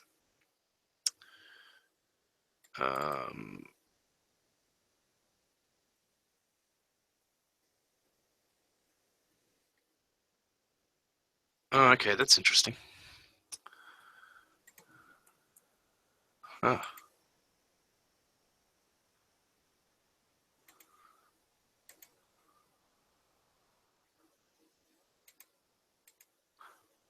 I think... That was weird. Well, if it isn't Ryan Mannix. Hello, Raymond. How are you? I'm good. Ryan, this is Beck. Beck, this is Ryan. Hello. Hey, Ryan. Nice to meet you. Yeah, you too. Ryan is one of the people that contributes to Ragnerdrock, which is another actual play podcast. Which all of you listeners should totally be listening to. Oh, indeed. What are you doing listening to this 12-hour nonsense fest? Well, you know what? I'll give you this. They can listen to the 12 hours, and then they have to stop and immediately put on an episode of Ragnarok. I mean, if you want to have a fun afternoon, well, fun evening. Once we're done here, one of my favorite Ragnarok episodes is the White Hole Fiasco game, Space Fellas. It with Professor Lazaru and Fat Carlo. It is ridiculous. Every time I listen to it, it fucking cracks me up. I must have listened to that thing like 4 times now. Shark Donnie. Shark Donnie, Girl Donnie, Dumb Donnie, Smart Donnie, Butt Donnie. Isn't there like Barbarian, Caveman Donnie? Caveman Donnie? There were a lot of Donnies. We just kept adding them. It's so good. And how you do the intro, like the guy from The Room. All right, shut your cock holsters. I have a question about Dungeon Planet. Seeing as you have these form-fillable sheets, you might know better than I. I was under the impression that you like make normal Dungeon World characters and then like tack on Dungeon Planet stuff, but it looks like there are actual Dungeon Planet classes. There are. If you go to, oh god, is it in that folder that I sent you? Yeah, so you've got the Earthling, the Engine of Destruction, the Mutant, and the Technician, but if you click on DP races, it's got like add the alien races to the standard classes. So presumably that means you can play as either the 4 classes from Dungeon Planet or one of the classes from Dungeon World. Yeah, I think that the 4 classes are meant to replace the cleric, the paladin, the fighter, and the druid. But you could use the other base classes from Dungeon World, or even because like the thief carries over pretty easily. Right, and all then all the base moves are the same. Like you just use hack and slash and whatnot. I believe so. Yeah, so I mean, it makes sense. Yeah, it's just would have been cool if they were like sci-fi questions. Yeah, I don't think they didn't go that far into detail with it. You could play an Earthling with psychic eyes. What does that even mean? Alex says he's going to be joining us momentarily. Fantastic, and then we'll dole out some classes for Dungeon Planet, and you're going to go to Venus. I'm excited. You'll be from the conglomerate of lunar explorers. I want to get eaten by a chupacabra in the Venusian mushroom forest. Yeah, space chupacabra. Space chupacabra. Yep, not to be confused with a normal Mexican chupacabra. Which of these various chupacabra pictures do I want to use? Do I want to use the weird, horrifying panther, this furless chihuahua, or this, like the depictions of the greys? There's a chupacabra drawing that's like a grey, except it's got spines on its back and is green. Oh dear. Those are the dreaded probacabras. Yeah. They're coming to get me, Birdman. Who? The Greys! They're coming to probe me.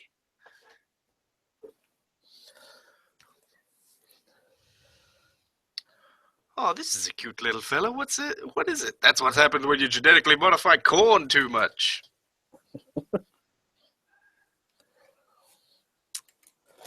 My mum sent me a Facebook message earlier saying, "Why is your podcast streaming a street in the UK?" Like, playing a game. Playing a weird internet game. I missed it. Did you ever find your way out of that museum? No, but we guessed to within 150 kilometers. Wow. Because we worked out from the art and Beck fire Googled. extinguishers. Yeah, Beck Googled the brand of fire extinguisher, and we worked out that it was an Indian brand, and we're seeing a lot of Indian writing, Hindi writing on the walls. So, I was gonna guess right in the middle of India, and then at the last second I was like, no, let's go New Delhi. And I clicked right on New Delhi, and we got to within 150 kilometers because it was on the outskirts of New Delhi that art gallery was. Not bad. And then the last one we didn't load properly, so it was just showing a black screen for the street view. And so I clicked at random, and it worked out that it was like right on the tip of South Africa, and like the place that I clicked at random was in the ocean between... It was in like the Southern Ocean between South Africa and South America, so I got to within like 1,000 kilometers. Wow. So it's pretty interesting. The void is in South Africa. Who would have thought? Yeah, I don't know why it glitched, and there's no way to like get it. There was no way to get it to reset or even move us like a few meters to the left. I played a game of it on GeoGuessr before where I got some random street, like some random highway in on the South Australian coast. And I managed to guess that within 200 kilometers. That's cool. Which is within the blue circle. Yeah, normally when you like are in the middle of nowhere, sort of a place where there's no street signs, you have to go off of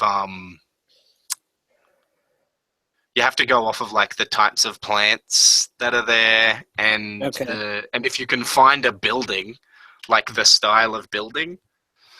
So once I thought I was in America, and then I was like, hang on a minute, because of the building I found. I thought like I was in the plants and stuff. I thought I was in like the wilderness in a northern part of the United States. And then I found a building, and it was like this A-frame building that was half buried. And I'm like, hang on a minute, I'm not in the United States. I'm in a Scandinavian country. And I got it down to the like county or province or whatever in Norway. I got to within like 100 Ks. Nice. But yeah, I hadn't played one in a while, and then like I can't remember what Beck and I were talking about, but I was like, hang on a minute, we could play a GeoGuessr game.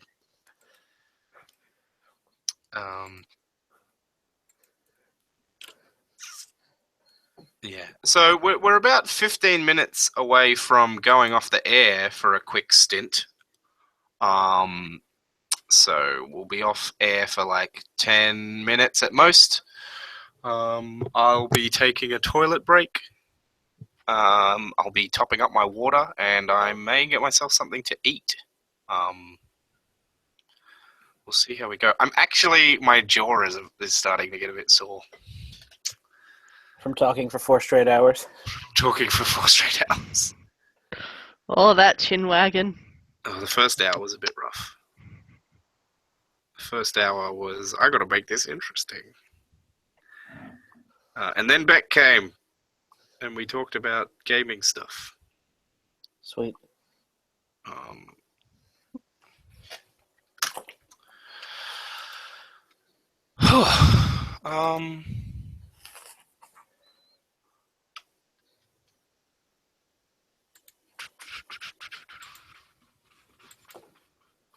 Ryan, how about you tell everyone listening how you came to be a semi-regular guest on Insert Quest here?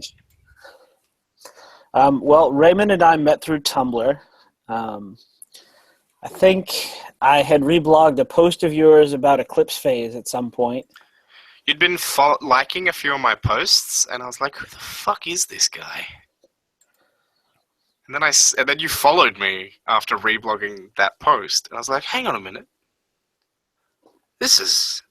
I've listened to A Game by Ragnarok and didn't much care for it. So then, was the first game we both got involved in? Was it? It was something that Brandon did, wasn't it? I think? It was Gods and Monsters, because that's how I met Brandon, was through your Gods and Monsters game that he didn't end up playing in the campaign. Yeah, we went through character generation, and he dropped out. And then my brother dropped out because he was also playing. And the last 7 episodes of the campaign were just you and Eric. Yeah, and it was like the first campaign that Eric had been in, too. Eric, Rhythm Bastard. He was good. He got really good towards the end too, like thinking of imagery and things like that. Because that Gods and Monsters is really interesting. Even if we didn't do everything right, it was pretty evocative.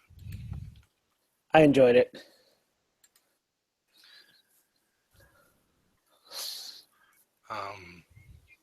Yeah. And that was a little more than a year ago. Yes, it was. Ow. I stretched my jaw and it felt like my whole face cracked. Alex keeps popping in. Yeah, I saw that. This Chupacabra is like a weird bird vampire with quillions and velociraptor arms. Why did we have to bring goats with us to Venus? Oh man, what if you're like,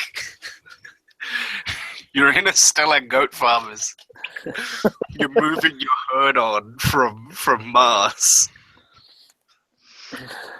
for the winter. We relocated the goat herd, and now we're beset by spoopacabras. Or maybe you're like you're transporting the goats across the solar system. We're gonna get this goat herd from Mercury to Earth. We'll have to stop over on Venus to refuel. Of course. It'd be like that episode of Firefly when they had all the cattle aboard Serenity. Yeah, and they went to sell it, and then they got fucking mugged, and they got some of their crew kidnapped. Yeah. It was like, she's a witch, burn That's her. the time. What does that make us? Big damn heroes. She's our witch. Now cut her the hell down. I don't want to hurt none of you, but man up there with the big gun, he feels differently. See, he didn't want to come in the first place.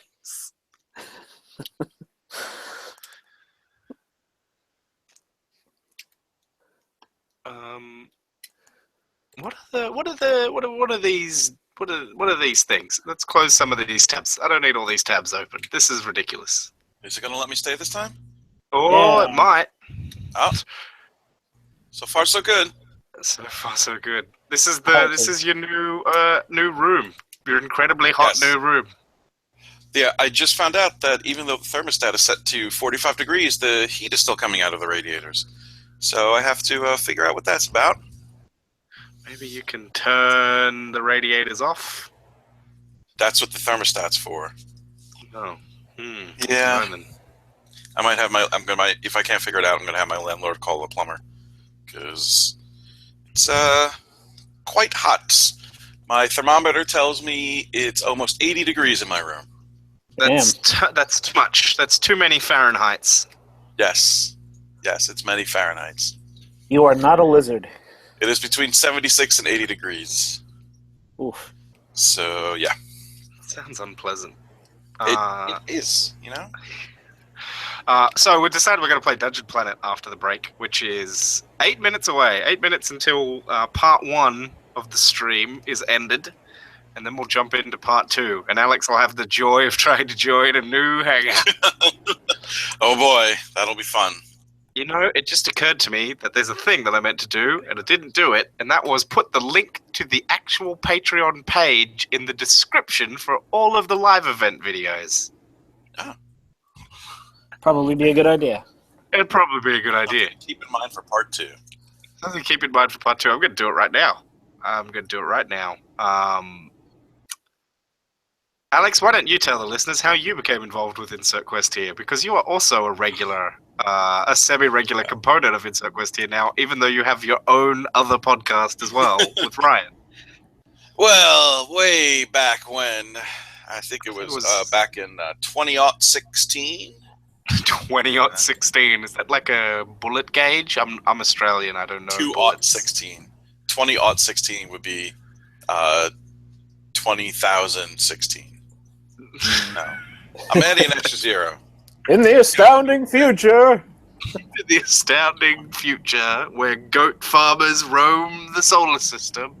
2016. Wow, I can't. Okay, anyway, yeah. So,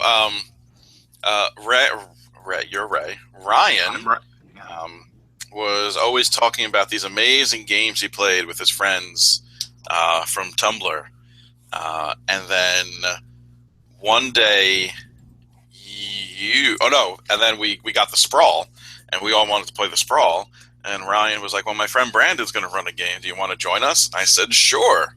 So I jumped in on the game that Brandon ran, which happened to be a two-parter, where I played a priest that got his arm blown off by a anti-personnel mine. No, it was a breaching charge for the door. It was, in fact, we put a breaching charge on the safe, and bye-bye arm. Yeah, that did not go well. It was a very rough run. Father Santiago had a very bad day. And then I got invited back for another game that you were running, Ray, which was the Apocalypse. I think it was Apocalypse World. We played a straight game of Apocalypse World, which, yeah. And it just kind of went from there. And now we're doing Base Raiders. You ran a game for us in Ragnarok. I did. I ran a Dungeon World game. Yep. Base Raiders is... it'll be fun. Except for character creation. Yeah. Yeah, other than Once you get past that, it's amazing, but... Strange Fleet is awful. Dungeon Planet, are we just using the special characters, or are we using the regular Dungeon World characters, too? Well, we'll use the special characters, and we'll see how many people we get, because I don't know. Beck hasn't decided what she's doing yet, so if Beck's going to be here, we'll give one of them to Beck. I also don't know if Eric's going to jump on, because he was in the chat earlier, and he said he'd be down to be here. Our Eric? No, Rhythm Bastard, sorry. Oh, okay. but shoot, have I edited part 2? Did I edit part 3? No, I didn't. All right, where's the edit button?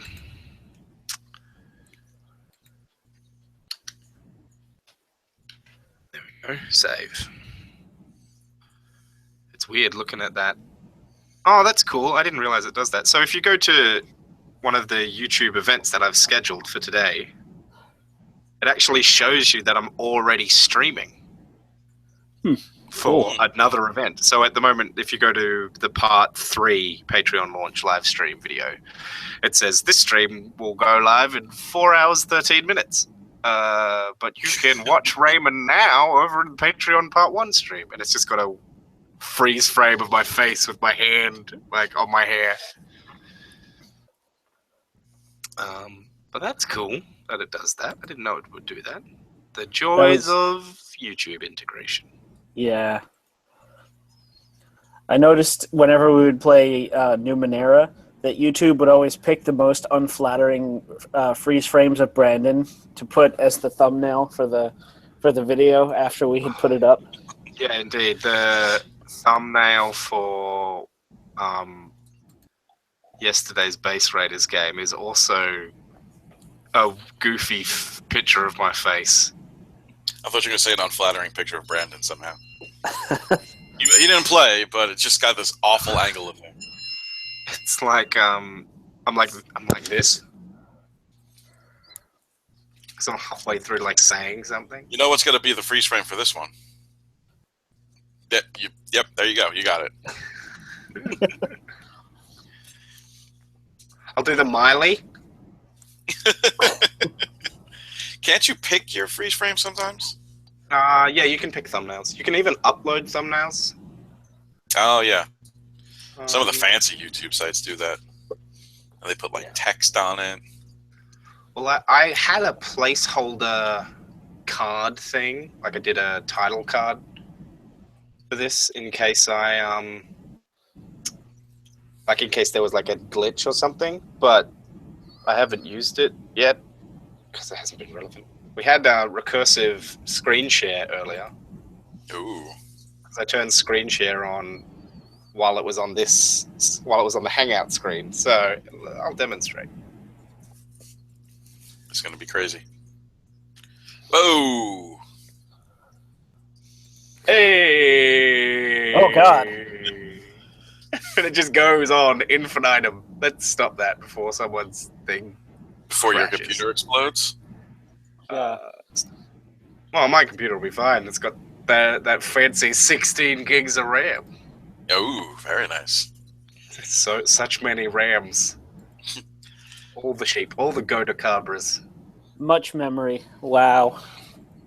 So processor. So processor. Cool. Yeah. So I think we will call that the end of part 1. Seeing as it's 11:59, I'm gonna refill this water bottle and clean out this teapot, which apparently still has some tea in it that has gone very cold. I might make myself a container of noodles.